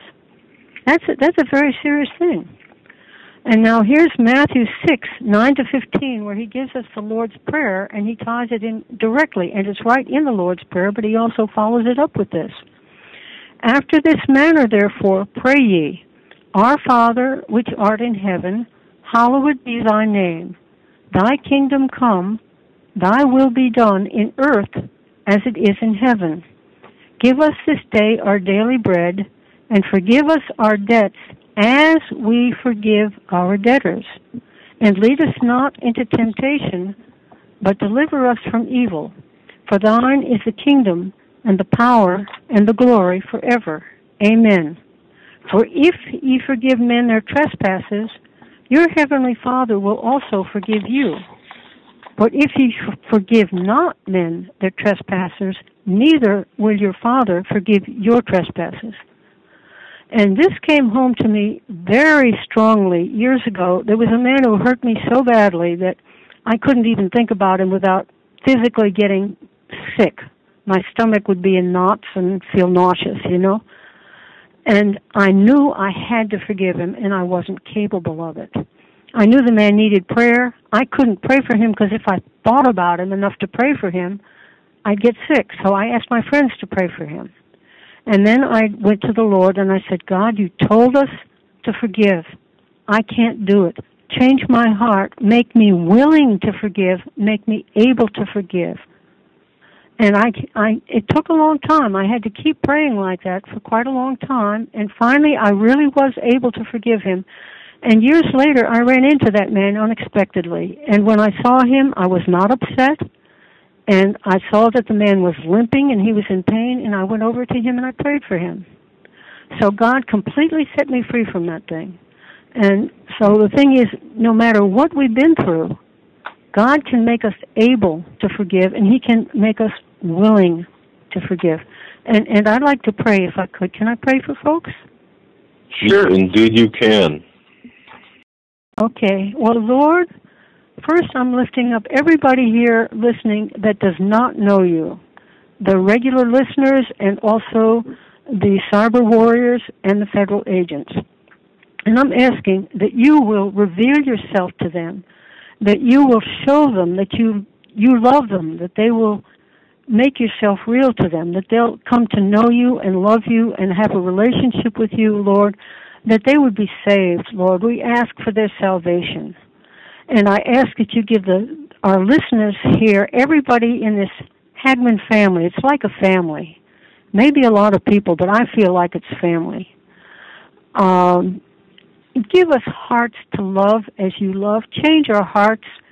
Put your love in our hearts. Our love isn't good enough. Our love isn't strong enough or clean enough or pure enough, or we haven't got what it takes, God, but you can put your love in our hearts. That's something Corey used to pray for, Corey Ten Boom. The love of God is shed abroad in our hearts, and we ask that you shed your love in our hearts and give us your love for one another, for you, for the lost, and even for those who harm us, for those who persecute us, Lord, that we would be people of love. You said there abide faith, hope, and love, these three, but the greatest of these is love. First chapter, in 1 Corinthians chapter 13, about love. We need to love. And Lord God, we ask that you make us people of great love, people that will be faithful to you no matter what happens, and who will be faithful to one another no matter what happens. And Lord, we ask that when all is said and done, at the end of our lives, we will hear you say, "Well done, thou good and faithful servant." In Jesus' name, amen. Amen. Amen. And you know, that's why, folks, what you just heard, the prayer, the wise guidance, spiritual guidance, I mean, I can't think of anything more important than what Marianne just shared with us, because and I want to. Marianne shares a lot with us. She sent us some books. One of them being God's Help for Hard Times by James L. Morrison with Maria Nias. And I started reading this book, and it is isn't it very yes, it's very the way it's laid out, the way that it reads. I mean, it's just amazing, the inspiration and how it really puts the Lord into perspective, from his character to his grace to his mercy to what he can do for us in the here and now, no matter what situation we're in. Right. Marianne, you've read that book, obviously. Yes, I have. That's an inspiration. And I've read everything that Corrie ten Boom ever wrote. Okay. Wow. Well, She's you know, which read a lot of love. And see, a lot of times we miss that because, like we said, like I said earlier, you tend to demonize and dehumanize the people who are taking you to task or who are against you. And you're saying, if I understand this correctly, don't do that. Pray for them. Right. And you know, Corrie and Betsy, they were sisters. Betsy was able to do that right away when she was in Ravensbrück, in that concentration camp. For Corrie, it was a long, hard struggle before she got to that point. But right away, Betsy saw the guards as being men who were tormented. And her heart went out to them, and she was praying for them. And there's something called the Ravensbrück prayer, which came out of Ravensbrück, and you can see that probably was influenced by their Bible study that they had there in the barracks, you know, in where the women lived. The love they had, asking God to forgive the people even before they knew enough to ask for forgiveness. In other words, that His grace would lead them to ask for forgiveness. So when the Russians went into that camp and liberated it, they found that prayer. It was wrapped around a rock, a piece of paper wrapped around a rock to hold it in place and protect it. They found that prayer. The Ravensbrück prayer. You can find it online. Ravensbruck. It's also in that book you mentioned. They have it in there. No, it's in another book I saw. It was in a different book I saw. But anyway, the Ravensbrück prayer. Well, but it's an example, a living example. These people were being tortured. These people were going through things we cannot begin to comprehend and don't want to have to, ever. And they were praying like that while they were in the middle of it. Not after they safely got out of it and had a chance to recover from the trauma, but while they were going through it, they were praying like that. So God's grace is amazing. Well, God's grace is amazing. And Marianne, this is why I'm glad you called, and because a lot of us are fighting and I'm right in the middle of this too. How in the world, can I pray for someone who is on my butt? I mean, really. Not only pray, but you have to truly mean it. Right. Exactly. But we can ask God to help us really mean it. We don't have to muscle it up ourselves. We can ask God to give us the heart to do it, to make us willing and able to do it. Willing first and able. He can change our hearts so that we really want to do it. At first, you don't really want to do it. You're just doing, okay, if I have to, okay, well, gee, and then, God, please help me want to do this thing. And then after a while, He changes our heart, and we do really want to, and become more and more able. So it can be a process, or else in some cases God could just drop it on you as a sudden thing where you suddenly, your eyes are opened and you see it with His perspective, and you have compassion on these people. That can happen too. Okay, so I once had an experience where He opened my eyes, and suddenly I saw His love for some people, and it was overwhelming. So, and I just got a little tiny taste of it, because more of it would have been more than I could handle. So it was just a little quick glimpse, but He can do that too. So we have to trust that no matter what happens, God told Paul, the Apostle Paul, "My grace is sufficient for you, for my strength is made perfect in weakness." So when things are the worst and we feel most weak and helpless, that's exactly the time when we're going to experience His grace the most, if we're open to it and if we will cooperate with it. Well, that's the key. If we're open and if we cooperate, and this is why I'm glad that you called and you're sharing this with all of the listeners, because I consider myself kind of a regular guy, and struggling every day with my faith. You know what I mean? Not my belief, but with the practice of my faith and the practical aspects of my faith. Well, I'm glad you called, because you are actually telling us how to overcome that and to practice what we are supposed to be doing, and adding the practical element to our faith here, which I think is so important.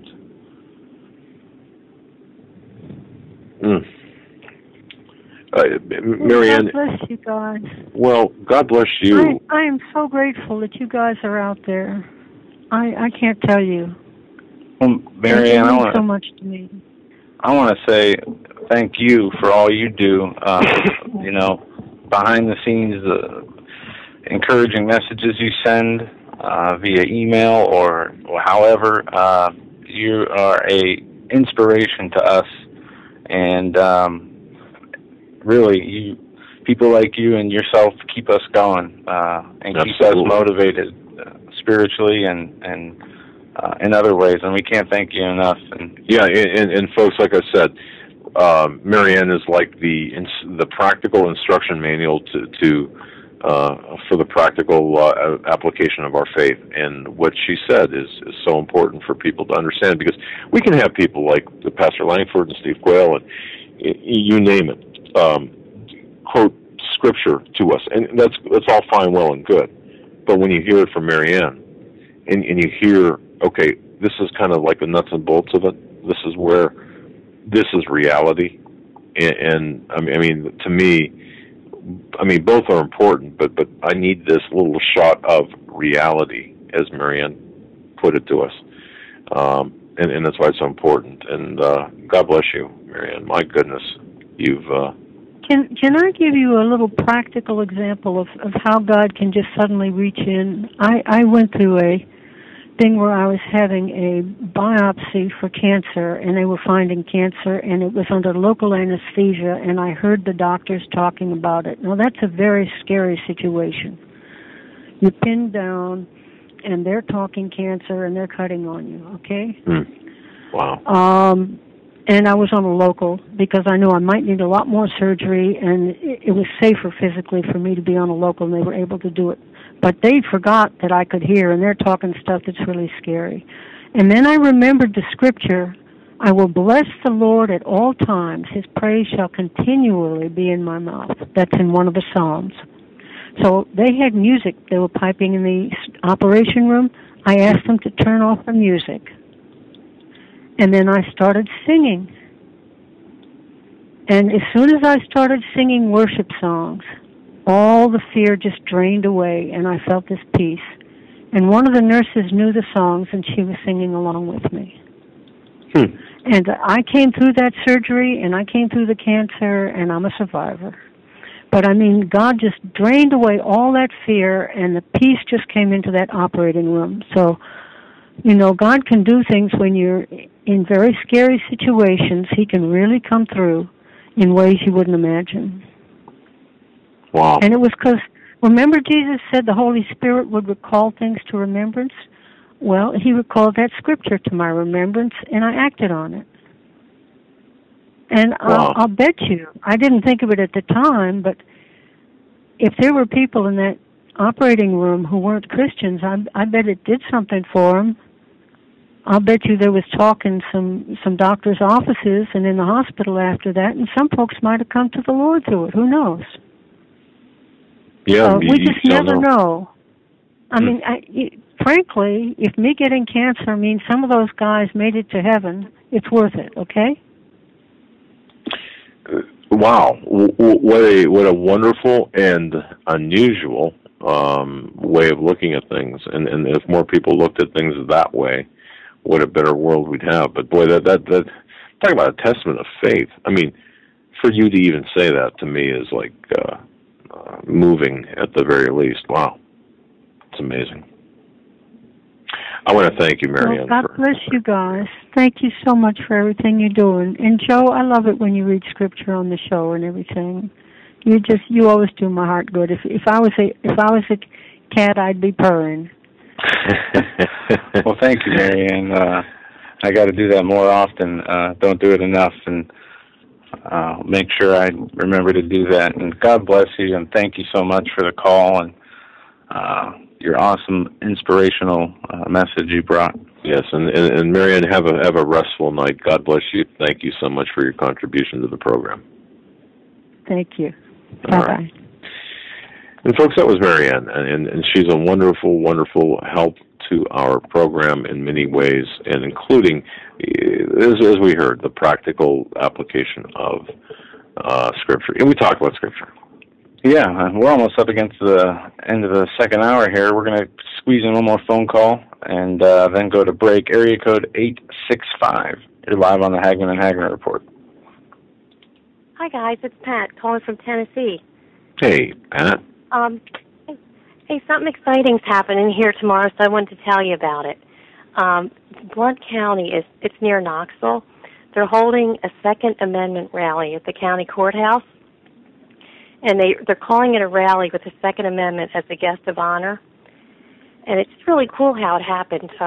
There's a local firearms and ammunition supply store owner who he contacted the sheriff's department, and said, come on, let's have this rally and, against any gun control regulation and to celebrate the Second Amendment. And the sheriff's department is all for it. They're supporting it. Wow. So. Now, Yeah, this is exciting. in Knoxville, or? It's right next to Knoxville. It's called Blount County. It's a county right next to Knox County. Okay. Which Knoxville is in Knox County. So if I understand this right, the guest of honor is going to be the Second Amendment. Yes. And the coolest thing, I'm sorry. No, I just laughed, and how great is that? Really, and to have the sheriff's department of that county behind it, oh, you've got to love it. It's got to be driving some progressives up.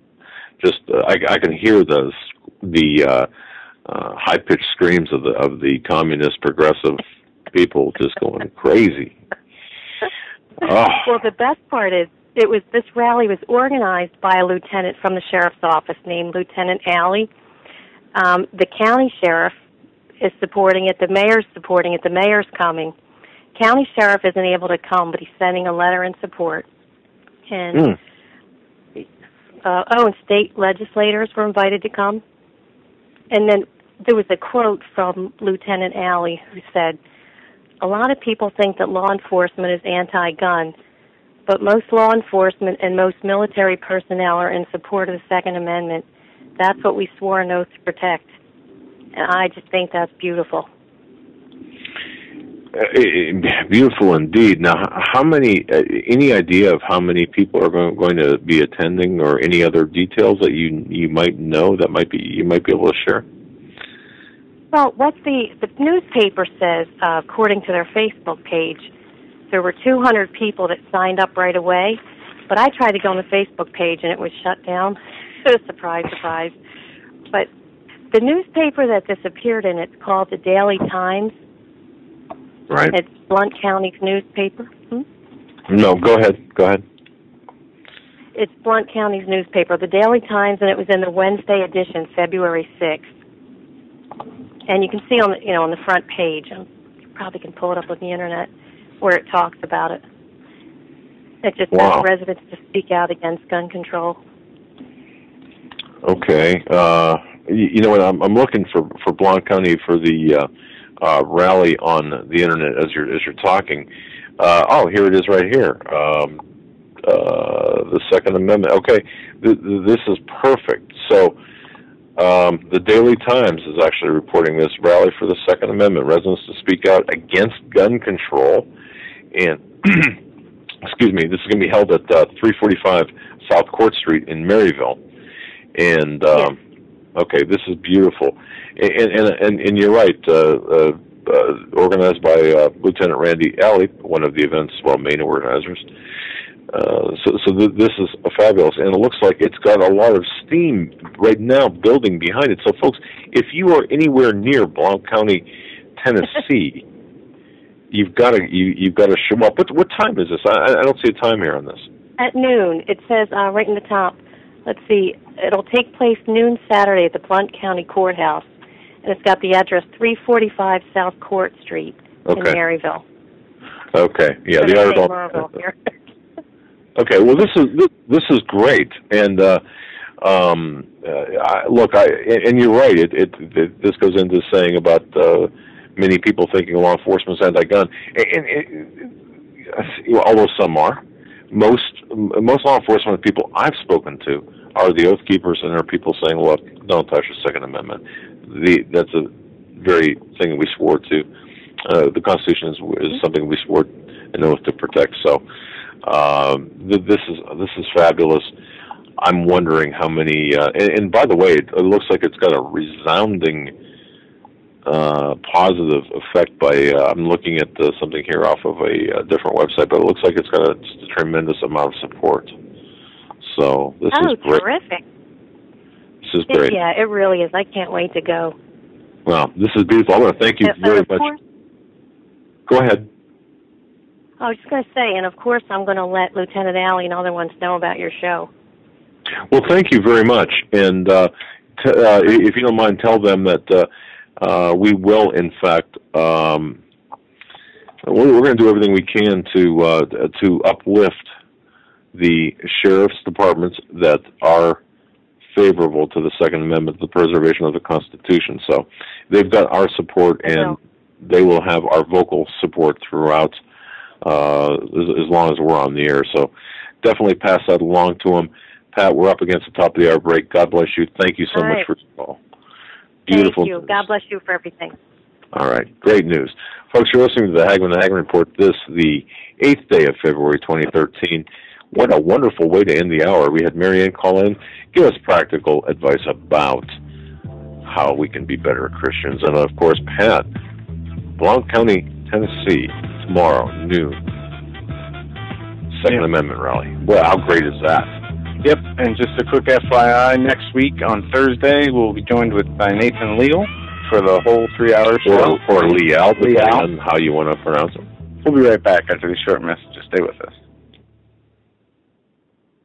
Hi, folks. Doug Hagmann here. You might know me as the co-host from the Hagmann and Hagmann Report, or as a frequent guest on Coast to Coast AM with George Norrie. If you're like me, you're tired and confused over today's headlines. You just don't know where to turn for accurate, concise information about really what's going on, what's truly going on in today's society. If you don't know where to turn for accurate, well-researched, and properly vetted news, I've got a suggestion. In fact, it's a requirement. Bookmark Canada Free Press. That's CanadaFreePress.com on the Internet. It's just not for Canada.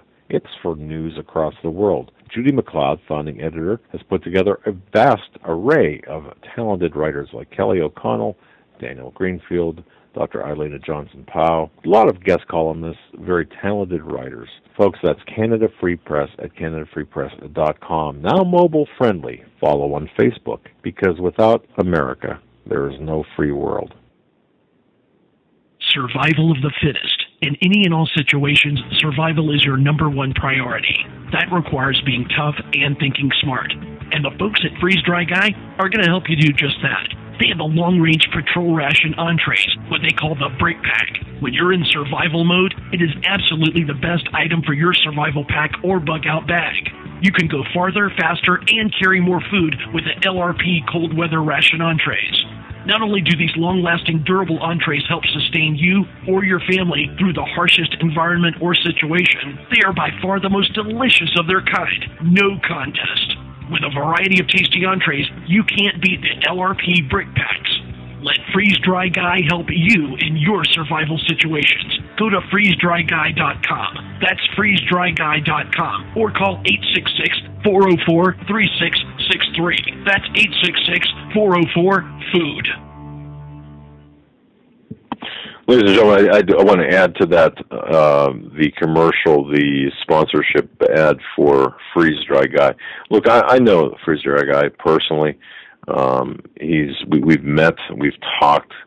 He's the kind of guy that will assist you any needs that you have. He'll spend time, or one of his associates will spend time with you on the phone. They'll tailor packages to your needs. 6 days left, by the way, of this warehouse blowout sale for 2 great items for your grab-and-go bag. This expires on Valentine's Day. Just for a limited time only, they're offering LRPs. It's really the Rolls-Royce of military rations.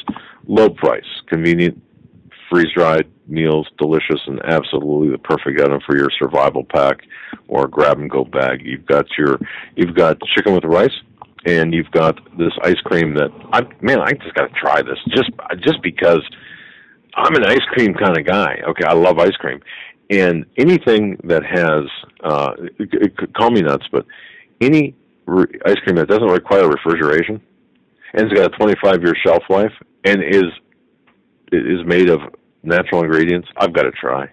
It's $159 a case if you mention Hagmann and Hagmann. But the case of chicken with rice is $106 down. It's like $50 a piece off. So give it a try if you're planning your grab-and-go bag. If that's where you're at right now in your preps, give them a try and tell them Doug and Joe Hagmann sent you. Also, I want to tell you folks, the other sponsor, which we just absolutely love these people. I mean, they're part of our family. To get to know them is to love them, and I'm being very serious about this. Grandland Firearms of British Columbia, the salt of the earth people. I mean, these Grandland Firearms, you know what? If you're in need of any hunting supplies, if you're in need of any type of survival gear, give them a jingle. They're up in British Columbia. So you Canadians who are listening to us, let them know that you're listening, that you heard about Grandland Firearms on the Hagmann and Hagmann Report. I'm going to tell you, they're going to take good care of you. Carl and his wife, they're going to take good care of you. And if reading about hunting exploits and adventures is if you like doing that, Carl wrote this great book. Just absolutely a tremendous book. And I don't really read nonfiction. Well, there are things of this nature, but this really, this book was really good. Treed by the River, 2nd edition, with new hunting stories and pictures of cougar hunting on Vancouver Island. It's actually a very interesting book by Carl. But at any rate, check out GrandlandFirearms.com. That's GrandlandFirearms.com. Go to HomelandSecurityUS.com, click on the link there. It'll take you up to Grandland Firearms. Check out what they have in terms of their stock, what they've got in stock. Look around, sign their guest book, tell them the Hagmann and Hagmann Report sent you, and definitely, if you're up close, if you're listening to this, and I know we've got a lot of people in British Columbia, if you're near Campbell's River, British Columbia, the salmon capital of the world, stop in and say hello.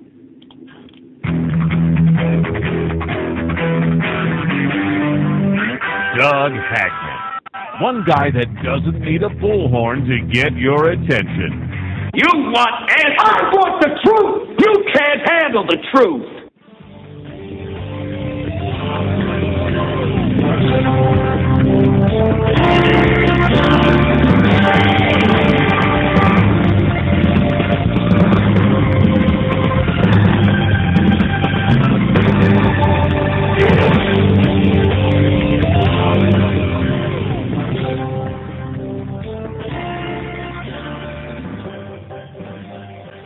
And welcome back, ladies and gentlemen, to the third and final hour of this Friday, February 8th, 2013 edition.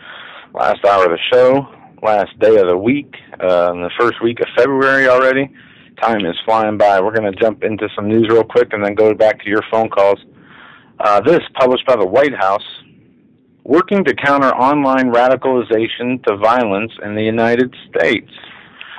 The American public increasingly relies on the Internet for socializing, business transaction, gathering information, entertainment, and creating and sharing content. The rapid growth of the Internet has brought opportunities but also risks. The government is committed to empowering members of the public to protect themselves against the full range of online threats, including online radicalization to violence.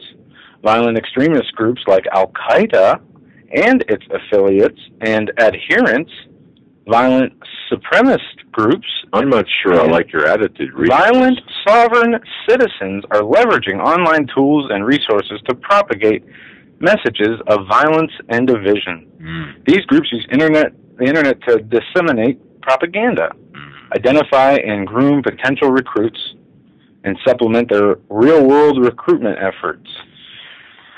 Oh, this does sound like the Southern Warrior system, doesn't it? Although the Internet offers countless opportunities for Americans to connect, it also provided violent extremists with access to new audiences and instruments for radicalization.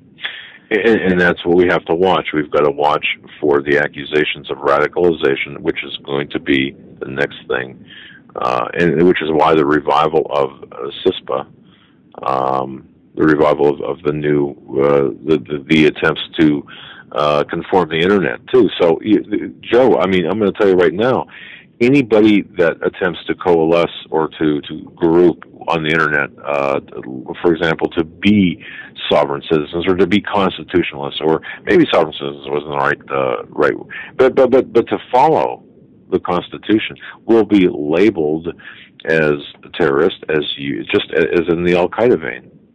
So, yeah, and we look at the Department of Justice memo that was released about the authority to kill people with drones, right? And the vague language they use, basically saying that if you are Al-Qaeda, an Al-Qaeda associated force, an associated force believed to be a danger to the United States, or somebody who commits a belligerent act, and I didn't bring up the audio of Lindsey Graham stating that the U.S. is a battlefield, just so I could prove to you guys what he was saying, because we constantly reference it, but we haven't played it. But now we are into some dangerous territory, as we know from your insider report, what they are looking to do on the Internet. We know firsthand, and we're not the only show hosts that have gone through this. Mancow is one.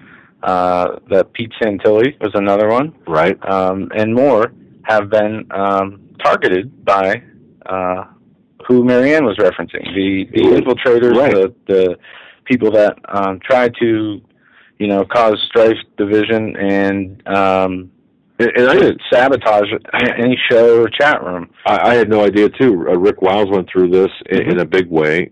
He gets into it in the off of our homepage, HomelandSecurityUS.com. If you click on the interview, he gets into it in the interview. What happened to him? He went through 14 months of real trouble because of this. And notice how it says, in here, we are violent extremist groups like Al-Qaeda and its affiliates and violent sovereign citizens, and they don't say Christians and anti-federalists in this document, but we know they do in others. We know we're considered extremists, and right. I say we, I mean us, the audience. Anybody who shares a belief in Jesus Christ, anybody who is against the New World Order. But let's stop for a moment there, and let's address the listeners of this program. Joe, do you think that the listeners of this program, if they're just simply listening and they don't have any, maybe at the most they're engaged in the chat room, do you think that they have anything to really worry about? The people in the chat room? No, I mean the listeners. The listeners and the people in the chat room. Yeah, they have something to worry about. Okay, not in the sense that you're talking about, like because they listen to the show, they're going to be targeted for right. a death squad or a drone strike. But regardless if they listen to this show or not, if they can be found to be a Christian or seen going to church on Sundays, it could be cause for an alarm. If they, anybody who doesn't share the views of the New World Order agenda that's being implemented in our country is already listed as an enemy in their lexicons and their law enforcement issued guidelines. All right. It does. I mean, you don't even have to be on the internet, obviously. It could be books you buy. It could be what you pay attention to, you know, that could make you on a list that is being monitored. Well, everybody's being monitored in this country and across the world, but what we're really seeing here is them, as they're doing with the drone strikes, trying to justify it, all right, and saying it's legal. And then with the lexicons and the other publications they put out labeling people who don't like the New World Order as terrorists, labeling people who want to be left alone from the government intrusion as being violent radicals. We see the build-up that they've done with the systematic killings of people who are very vocal against their agenda. Right. B, the targeting... Wait. Don't go so fast, because people might say, well, no one's really being offed by this administration. Oh, goodness. But you know, I mean, maybe you can't make a case for that, but I mean, we talked about it the other day, from Breitbart to just recently Chris Kyle. Right. And people are wondering what is going on. Why are these people being, it seems, taken out when they share one thing in common, and that is opposition to the current leadership's carrying out of their agenda? I want to say this, and this is something that was not included in my report. You know, when you develop a friendship with someone and you talk and you have multiple conversations over multiple occasions and such, and words get used frequently. It was almost, and I didn't really catch this at first until the last time I talked to this person. He was using Breitbart as a verb, you know. Yeah, don't get Breitbart. Right. And you almost take it for granted. Sometimes you just don't hear it, or if you hear it, it just passes, you know, goes over my head sometimes. And you think, wait a minute. And you have to stop and say, hey, now wait, what do you mean by this? And so the consensus, at least, now he does not have any direct knowledge on this because I did ask him, but the consensus among his associates is that Andrew Breitbart was, in fact, murdered. And how it was done, listen to this, okay? Now, this is his supposition, okay? He has no proof. I'm going to tell you flat out right now, this is all speculation without proof. It was a binary poison. There was a dinner where Andrew Breitbart attended a dinner thing with heirs. Something might have been put in a beverage, like the first part of a binary poison. Perhaps at that time, again, alleged, nothing confirmed. This is all just rampant rumor, speculation, whatever you want to call it. But think about it. Think about this. Somebody put something in a drink, and then the second part in another drink. And when the two, and the first part does have a life in a person's system for quite a while. So when the two mix, bang, because and this person also said, my source also said that the appearance is what gave him that idea, the redness as opposed to the bill. And I've working in EMS, I've never seen a heart attack victim have a red face. Heart attack victims are pale as they're like a white sheet. And not to mention, one of the people on the coroner staff that dealt with his body was poisoned, but there was no investigation. Yeah. So we can go through a list of things that are. But I just wanted to tell people, because it's in casual conversation, and folks, you've been through this too. You talk to people, you develop almost like your own vocabulary. But sometimes you hear words, and it's like, wait a minute, what are you saying? And that's, I just want to bring that out. So I kind of got off track there, but okay.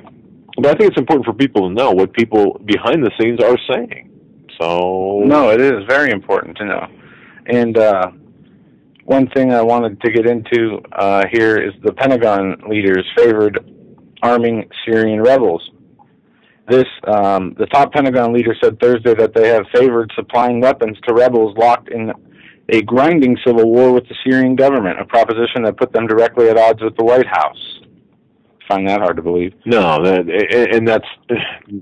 is ear. Well, this is Washington Post. So. Ear candy. Yeah, but the mere fact they're admitting that they're playing a role in this is alarming in itself. That they're coming out and saying as much. And how can they say, their decision to arm Syrian rebels was contrary to the White House when the White House and Obama especially moved through a $1 billion taxpayer-funded F-16 and M1 Abrams tanks, a bunch of M1 Abrams tanks and F-16s to the Muslim Brotherhood itself? It's the same difference.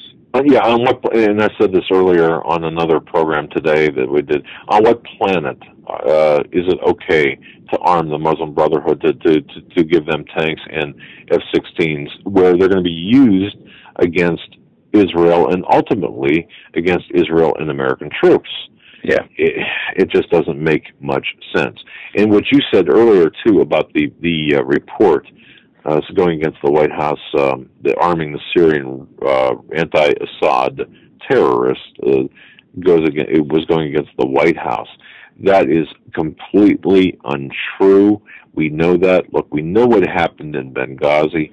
We know that we were arming the anti-Assad rebels, and we also know too that compliments of AQIM and Ansar al-Sharia, but specifically AQIM. There is from Africa, and AQIM is a group, by the way, folks, and for the new listeners, I've said this before, a very elite group of terrorists, maybe 300, 400, 500 at most. They subcontract a lot of their work out, but AQIM itself has got maybe, we'll say 500 at any given time terrorists. They're big into the drug traffic, so they're taking drugs out of we'll say South America, funneling the drugs into Africa, and putting them into Europe, which they find, wow, that gives them a lot of money, operating capital, and they launder their profits through well-known banks. But what comes this way? What comes from Africa into South America and up through Latin America, up through Mexico, and into the United States? Well, could it be perhaps the runoff of some weapons in exchange for the drugs? Yeah. And that's what we're seeing. Yeah. Two more pieces of news, one bad, one good. First, Massachusetts bans travel under state of emergency. Governor of Massachusetts, Deval Patrick, declared a state of emergency ahead of the severe blizzard expected to hit the area, banning travel on the roads after 4 p.m. until further notice. The governor declared a state of emergency, banned travel on roads 4 p.m. as the blizzard that could bring nearly 3 feet of snow to the region is beginning to intensify. Patrick said as the storm gains strength, it will bring extremely dangerous conditions with bands of snow developing up to 2 to 3 inches per hour at the height of the blizzard. I got a problem here. Well, wait, it's for the safety of the children. No, I'm sorry. It's for the safety of the people. Okay, we live in a snow area, right? But they're talking about 3 feet of snow. We've gotten 3 feet of snow in 24 hours, and schools don't even close. And I'm not lying or being exaggerating there. When we got our snow, a couple weeks ago, we got over a foot easily in a night. Schools were not closed. Right. So only some on the outskirts of town were 2 hours away. What's your problem with the this? governor, before the snowstorm is even hit, is telling people they can't be out after 4 o'clock on the roads? Except for conditions of driving emergency and you have to produce proof, apparently. Yeah, no. That doesn't fly. I can see if the snow is coming in at 3 inches an hour, right, and it happens for more than 1 or 2 hours, them doing something about it. But to preemptively restrict the travel of anybody before with just a storm warning. I mean, we're not talking about a hurricane here, a Category 5 hurricane. Right. It's absolutely crazy. Patrick further called upon the National Guard, they've already deployed 1,000 members of the National Guard to enforce the ban on the streets. That's right. And as many as 5 National Guards are expected to join them. I'm looking at an email from one source, actually a state police source, who said, I mean, nobody wants to be out when it's snowing like that. No, but this guy is state police in the New England area. I'm not going to give any more information than that. It says the use of the National Guard and the implementation of travel restrictions are being input fast and loose, or being done fast and loose by various governors. Watch for more of this regardless of the event. So yes, you're right. So let's think about this. They have as many as 6,000 National Guard troops implementing the ban of travel after 4 p.m. on roads before snow falls. We talk about where do you draw your line in the sand? Where do you... Right. Is this where you're going to draw yours? Well, I don't live in Massachusetts, but if they try to do that here, I'm going to come and go as I please. It is my responsibility to take care of myself. It is my risk if I go out. That's why I have car insurance. I understand that if I were to go out and cause an accident, that it puts other people at danger. But you can't tell a state or a city that people can't leave based on snow. I mean, what if they only get? I mean, how many times do we get snow warnings for 1 to 2 feet and we get 6 inches? Or of course, sometimes we get. They say we're going to get 6 inches and we get 2 feet.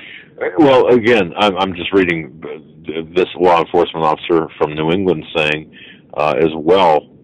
You should see some of the stores up here, empty shelves, empty, panic buying.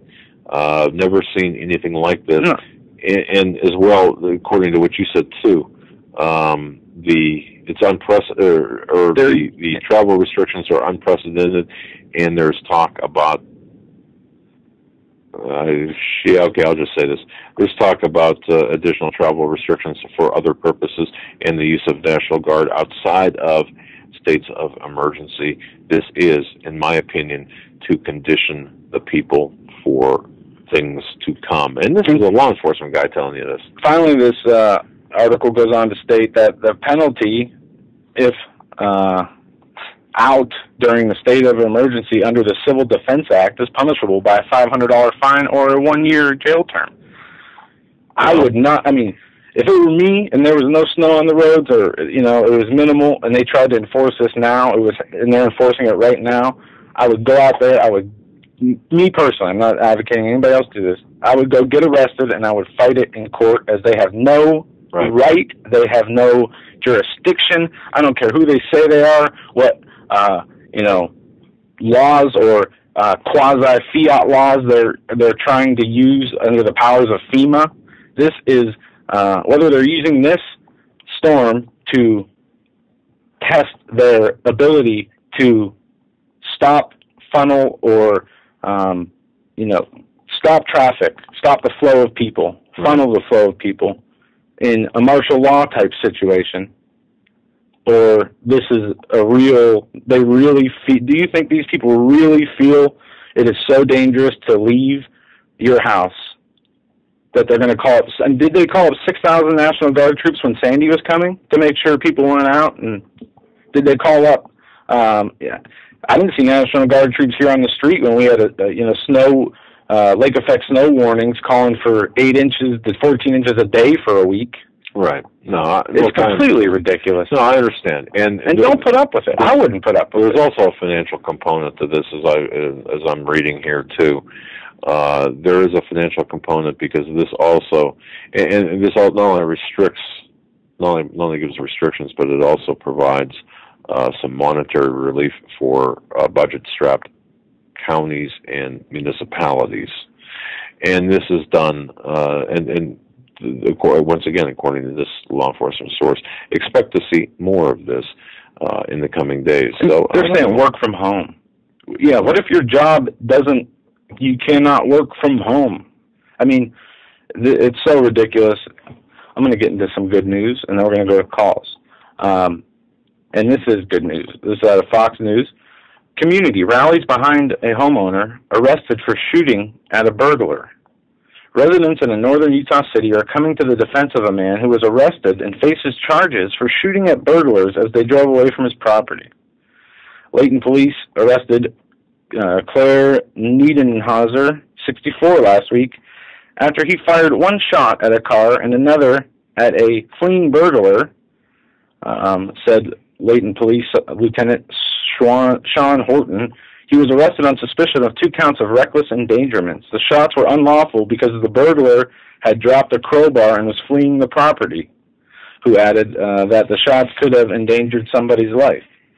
Now, I guess, where is this again? Utah? They don't have a castle doctrine law, I'm assuming, just by what I'm reading here. Right, and if people familiar with this too, if you're a gun owner and if you're familiar with the gun laws, the furthest wall doctrine, you are supposed to, and a lot of states still have this, where if you are in a house, and this is the best way I can explain this, if you're in a house and somebody breaks into your house, you are expected to retreat to the furthest area of the house before you would engage that intruder with lethal force.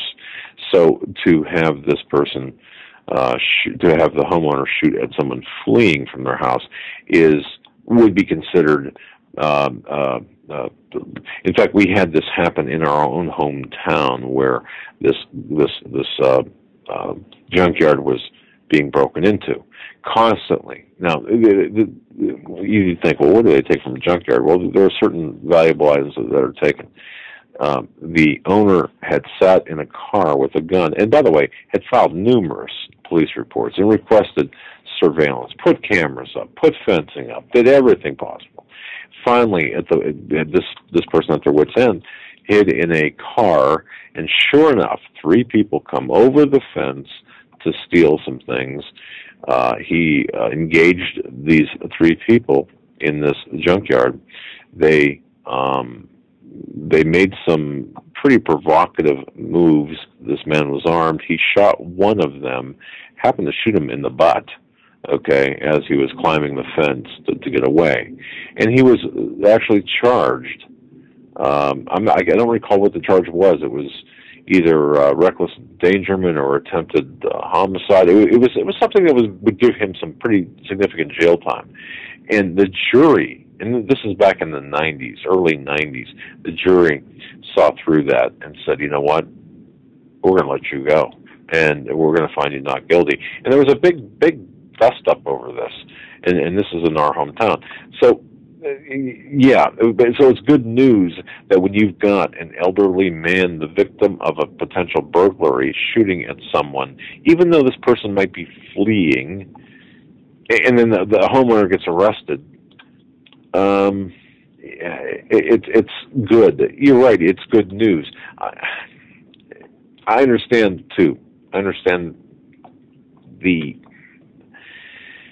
oh boy, I understand, do you shoot at someone who's running away from you? Well, you got to put yourself in the position, I think. You've got to put yourself in the position of that person, the state of mind of that person. Yeah. Because you are... somebody break into your house with weapons, you're in the heat of the moment. Yes. I mean, I'm not saying the people were running away. At the same time, the guy's house was just broken into. He felt like his life was in danger. Don't Monday morning, please don't Monday morning quarterback these people. No, I will say this though: going outside after the people while they're running away, and the guy might be a good shooter, the guy might be a responsible gun owner. He might have made sure, Well, but there's always look at Chicago. Look what happens there. In the gun-free zones. At what point, though, how many kids have been murdered because of people's inability to fire accurately? That always has to be in the back of your mind if you're going to engage someone, especially in the public. Right. Well, look, here's the thing. It's my view, and I think people have to really get to the point where they understand it's their duty, or it's their right, I shouldn't say duty, it's their right to protect their home. I want to say this, Hardo Dixie in the chat room makes a great point. I think it was yesterday where they were looking for the donor. Yeah. They killed 2 people in a truck, the police did, because they look similar. Something looked similar. The truck looked similar, something along those lines. But the police killed them. Wow. Had no connection to the case. How does that comport with things? I mean, that's... Probably got a pay raise, too, after they were done. Wow. All right, I didn't... Yeah, that's terrible. You know, the one thing that was mentioned earlier, too... folks, let me just remind, a public service announcement here. I did get a message from my internet service provider. Anyone who has, we all have the flash players in our computer. I mean, I'm pretty sure y'all do. Make sure this weekend that you download the software patches. Today, for example, Adobe released a patch for the popular web player Flash. This patch fixed 3 serious flaws that could expose your computer to hackers. Now, if you do any online banking, regardless, if you do anything online, even your identity is there in your computer. Make sure you download and update your Flash. If you haven't updated Flash yet, we highly recommend that you do so before doing any more web surfing. And you can download the latest version of Adobe Flash at various locations. Just go to Adobe Flash, type that in the search engine. It'll take you to an update. Update your Flash, because there's programs being affected in that there is a hacking, a very big hacking exposure window here to this. I wanted to mention that. But also, before we go on, I wanted to mention, too, the person that they're looking for in Southern California wrote a manifesto. The Unabomber wrote a manifesto. And once again, we're back into this mind control topic. I think, and if you look at the shootings of late, I really think we have to very, very carefully address the mind control topic, because this is a real thing that's taking place. Remember what I said about the CIA operation? And if you want to take a few steps backwards, let's look at the entire situation. Let's look at Obama. Let's look at everything that's going on. We are under we are really potential targets for mind control. And there are people, remember what Russ Dizdar said about people all of a sudden starting to shoot. Remember that program? Joe, you remember that. And I thought, when he was talking, I really, it didn't connect with me. But if there are Manchurian candidates, cutouts, whatever you want to call them, who are victims of mind control out there, what's to say they couldn't be activated? Like this guy in Southern California, like the Sandy Hook shooter. I know it's really stretching your mind, or it could be a mind stretch, but I think it's worth investigating, worth the research, and I just want to throw that out there, especially when the word manifesto is used. Sorry, I thank you, Becca and Snowflower in the chat room. Apparently the cops didn't murder the people they just shot, and these innocent people. Los Angeles police say officers guarding a target in an ex-officer's manifesto shot and wounded multiple people in Torrance who were in a pickup truck. So, okay, so they weren't killed. Okay. So, but they were shot? They were shot, right. Yes. As a result of being thought to be this person. All right, I want to say that. Well, yeah, look. I mean, I'm thankful that they're not dead. Right. But and folks, if you haven't seen this, thank you, by the way, for that clarification. Thanks. Yeah, thank the listeners in chat. They corrected me. If you type this into your search engine, FEMA's lethal agenda, the FAA released a new drone list, by the way, and it's an interactive map. the Federal Aviation Administration finally released a new drone authorization list.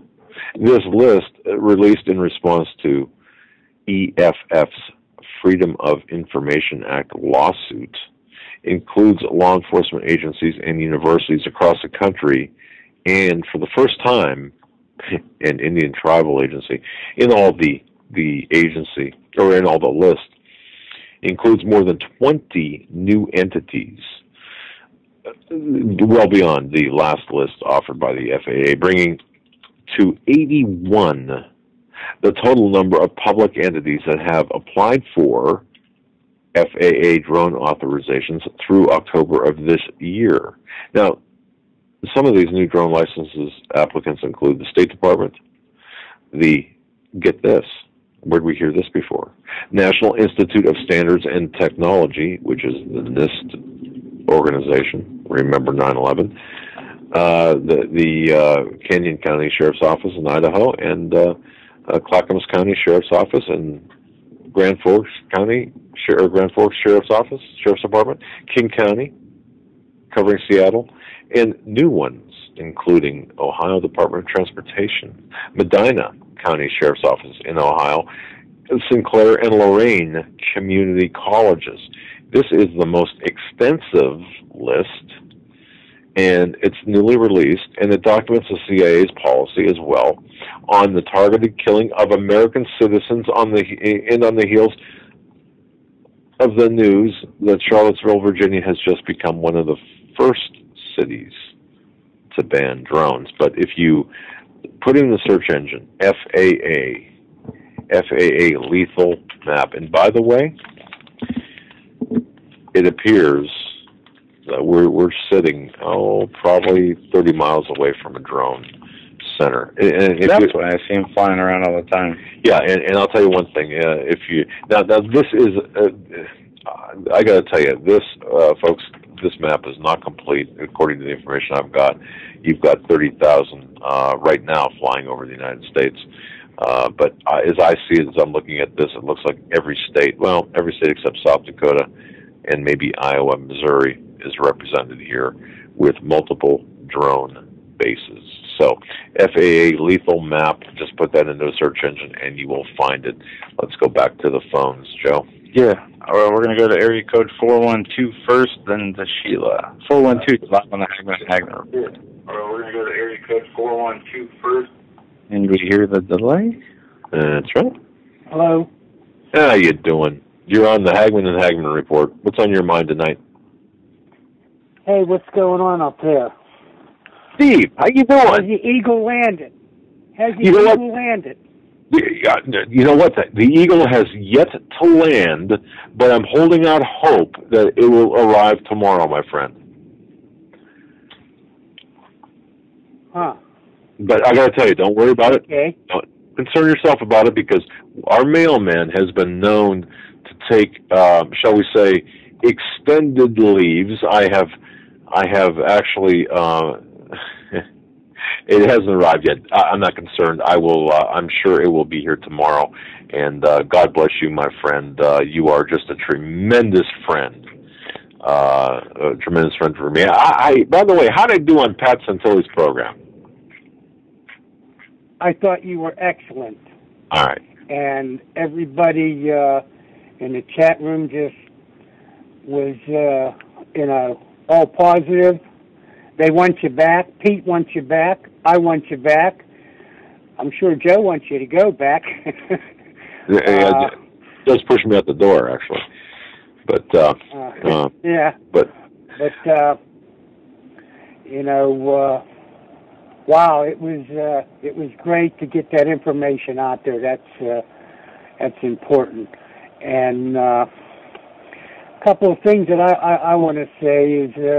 I'm working on a slogan here that if you think you've been taken, it's time for you to be awakened. I'm going to put that up at we have a truth center up here. So we're working to put that up on the building here. I love it. What do you think about that? I love it. If you think you've been taken, it's time for you to be awakened. I love it. So and we've all been taken. Yeah. But your show's pretty good tonight, too. You guys have been really getting around out there, and that is great because, the information is got to go out there, My question is, everything is going to come falling apart rather quickly here. You know it, I know it, and everybody else knows it. Now, once it does, who's going to be in charge?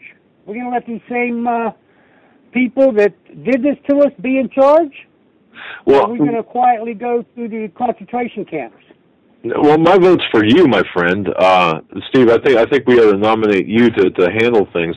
But in absent of that, that is a good question. You don't want me to handle things because I would have them.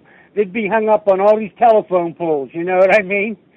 Yeah. There's not enough rope and not enough trees. And I say that knowing full well the ramifications behind my words, but seriously, look. I think for a period of time, it's going to be chaos. It's going to be anarchy. It's going to be geographically. We're going to be geographically split, and I think things are going to. It's going to be worse, for example, in the big cities than it will be in the outer lying areas. Remember what Remember the vision of George Washington. All of the cities in flames. Now, that said, who's going to be in charge? I think there's going to be a period of time in there where no one's going to be in charge, where it's going to be kind of not a Mad Max scenario, but certainly a situation where there's going to be attempted martial law. There's going to be things happening on the federal level and state levels. I really think the states are probably going to come in and the state governors are going to come in and try to calm things down, and that may in fact ignite a state-to-state war. So I don't know. You have any ideas? I have some thoughts, but I don't think it would be appropriate to. I know I'm already on the list. I don't know. Does AAA have drones? Because I'm waiting for AAA to give me a jump here in my car, so I don't want to push my luck. What I say here. Well, you're actually in the clear. There's nothing in Pennsylvania, nothing in your area code. Let me just say that, or nothing close by you yet. But who knows in flying distance? But no, you bring up a good point. I mean, I think we're all on lists of some kind. And I think we're seeing. Steve, let me ask you a question, because folks, Steve served our country. The caller that you're listening to served our country honorably. And is smarter than the average bear. Okay, I got to tell you right now. I know this guy. I know this caller. I like him. He's smarter than the average bear. What was I was going to ask you something. Goodness, no, it just flew right out of my small head here.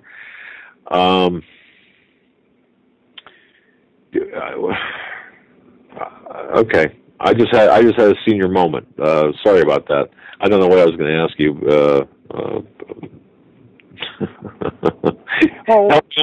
In that package that I sent you, I just pulled it up on. I just did a search on it. Yes, sir. And it's at your post office box. Oh, okay. We didn't. You know what? We did not check our box today, and there was a reason for that. My wife was tied up. My wife usually checks the box. We'll have it tomorrow by 10. I send you up a couple pictures of me, my helicopter in Vietnam, and a couple other pictures of some of the people that I worked with. And when you see these pictures, you'll say, "Wow, I'm just leaving it at that." And when you see these pictures, you'll say, "Wow." And that's back when I was still in my wheelchair. And you could see, like, the wheelchair is right there. And I was with some pretty impressive people. And you'll see and say, wow, that guy there is, But I'm getting ready to do some legal moves here. Treasonous Act against some, what the hell? They're going to get it anyway, right? Some local politicians, here in Well, area. What do you mean they're going to get it? Let's clarify that just in case we've got big ears listening. Well, they're going to get some paperwork. They're going to get some paperwork for treasonous actions, for violating their constitutional oath. Okay. That when they voted for some of these NDAA and these gun ban laws and all this other stuff here, that's a violation. They're supposed to uphold the Constitution. And when they're going against this, it's time for them to be impeached and tried for treason. And when you see them pictures that I sent Jepper, you'll say, I think this guy's crazy enough to do it.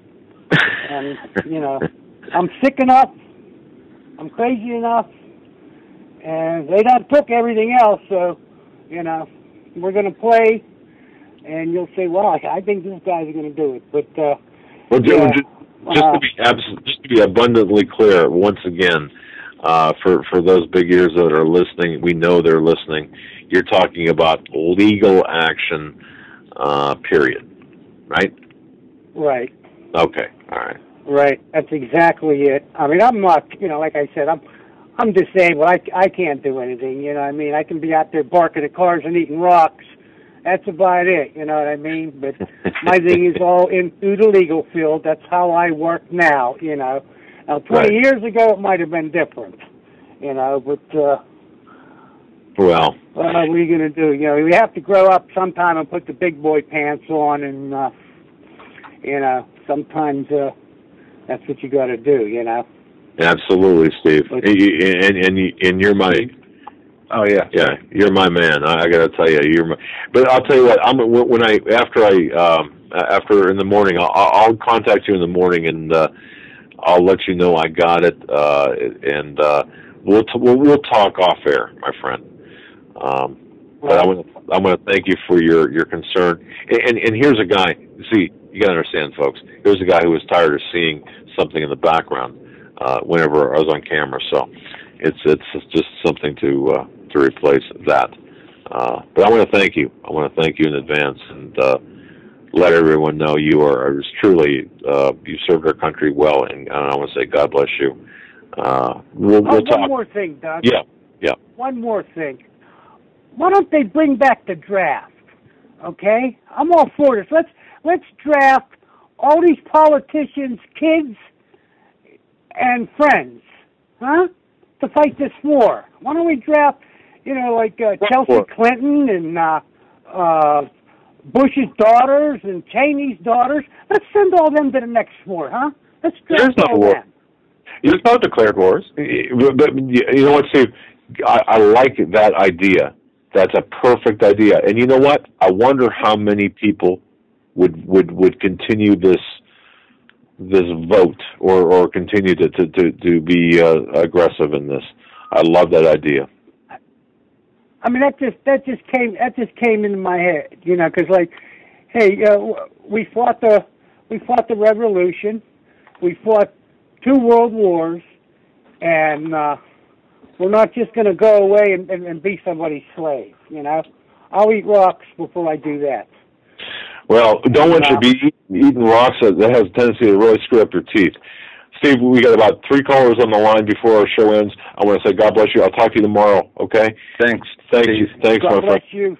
All right. Joe, take care of your dad. I will do that. Thank you, Steve. All right, we got 6 minutes, hopefully 2 minutes per caller. Caller Sheila, Vernon, then 850. Sheila, you're up first. Thanks for holding. You're live on the Hagmann Report. He sounds just like my brother-in-law. I called about these cyber warriors. Yes. I read your article, Doug, and it didn't dawn on me till a couple of days ago that all my Christian programming is on high-speed internet. And if they're going to go after the Christian websites, that's what they're going after. All the Christian websites. And why Sky Angel did that, I don't know, because they started out on satellite, but they went high-speed internet, and that's the only way you can get them. If they shut them down, they've shut down a lot of people. They take in a lot of money to help people in disasters and whatnot, raise money for the poor, whatever. That's what's going to happen. I'm going to lose all my programming. I can't get out to go to church because of my health. So I put a lot of stock in that. Sheila, I don't think they're going to hit the. I don't think they're going to hit the programming as much as they're going to attempt to divert and to marginalize and to mock people who are posting to websites that are favorable to Christianity. Okay, so it's going to be more of an end around than a direct assault on what you're seeing. Okay, so I wouldn't worry too much, at least right now. Although I could be wrong. Okay. I could be wrong. Sheila, God bless you. Look, we got to run. I hate to cut you short on this. Yeah, you're on hold forever. Thank you for your patience. Yeah, God bless you. Love you. Bye-bye.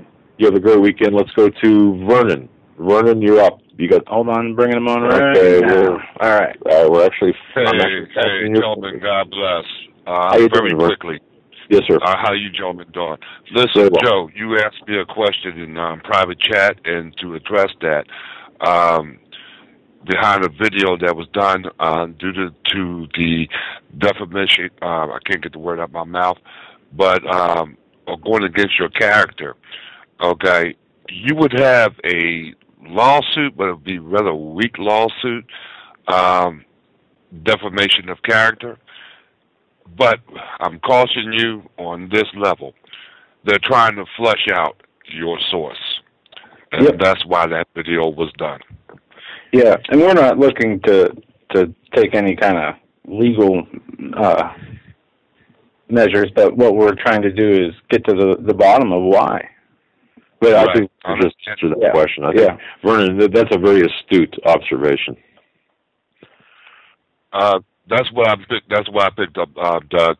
And I mean, his argument on the video was weak at very best. Anyone who knows you, they tracked you, they followed your information, and they know you for real. That's why they follow you. That's why you have the following that you have.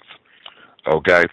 The gentleman that made that video is part of the elite or whoever, or working for them, and they're trying to flesh out your source. Don't feed into it. That's number one. Number two, in Pennsylvania, I don't know about other states. I heard you talking about, defense of your home. If you shoot somebody in the back, you can't do it legally. Okay? Right. Because they're fleeing from you. A police officer, if somebody is fleeing from them, and unless it's in a felony case, that's correct. They can, cannot shoot anyone in the back, unless it's a felony or someone who's escaping from incarceration. Exactly. Okay, but for the average citizen, do not shoot anyone in the back, please. Yeah, that's good advice. Yeah, you're absolutely right. Leaving your home, even if they're leaving your home, when it goes to court, and that's before all of this trouble that came about today. If they're leaving your home, the law looks at it as if they're not a threat to you. Right. You're exactly right, Vernon. And you can't put your fate in a jury that could vote, that could decide either way. But it's just common sense. If you're not in danger, if they're running away from you, don't shoot them. Please. Yeah. Okay, gentlemen, that's all I want. Look, God bless. I'll be talking to you later. All right, thanks Vernon. Thanks for understanding on the time factor. All right, we're going to go to 850. You got a minute and a half. Area code 850. Okay, a minute 40. 850, you're up. 90 seconds. So next week, you call. We'll put you up first when we take calls. I just want to say this. The video Vernon was talking about. I'll post it in the chat room. All right. Yeah, you know what? Look, I would invite Mr. Joel Skousen to come on this program any day of the week. Yeah. We will give him all the time he needs. And I just want to say this. The reason we bring it up, because this is not the first time. He does it. No. He's made other videos. He's made claims on other shows. all unsubstantiated. 60 seconds. And we just want to know why. Yeah, it's just very quickly for Don't know the guy? for the people listening to this on archive or whatever. A gentleman by the name of Joel Skousen, I think he's a World Briefs or something. I don't even know what website, but he's a regular guest on Alex Jones and other programs. Jeff Rentz has apparently declared war on me somehow for some reason. I don't know what I did, if I slapped his dog or something or what. But essentially, bottom line is just saying that the source that I've got is a fraud. I'm a fraud. The whole thing's a fraud. And the only reason we bring this up, because I really don't like to even address these things, is because of the pervasiveness in which this is taking place. And if you happen to hear it, I just got 10 seconds. Don't shoot the messenger. You're just being a messenger from a source to the public. But with that, and he's welcome to come on any time of the program. We'll put him up and let him have his say. God bless each and every one of you. Thank you for listening. Anybody in the Northeast, stay safe this weekend as the storm is coming. We're keeping you in our prayers, and have a great weekend, and everybody stay safe. God bless you. Good night.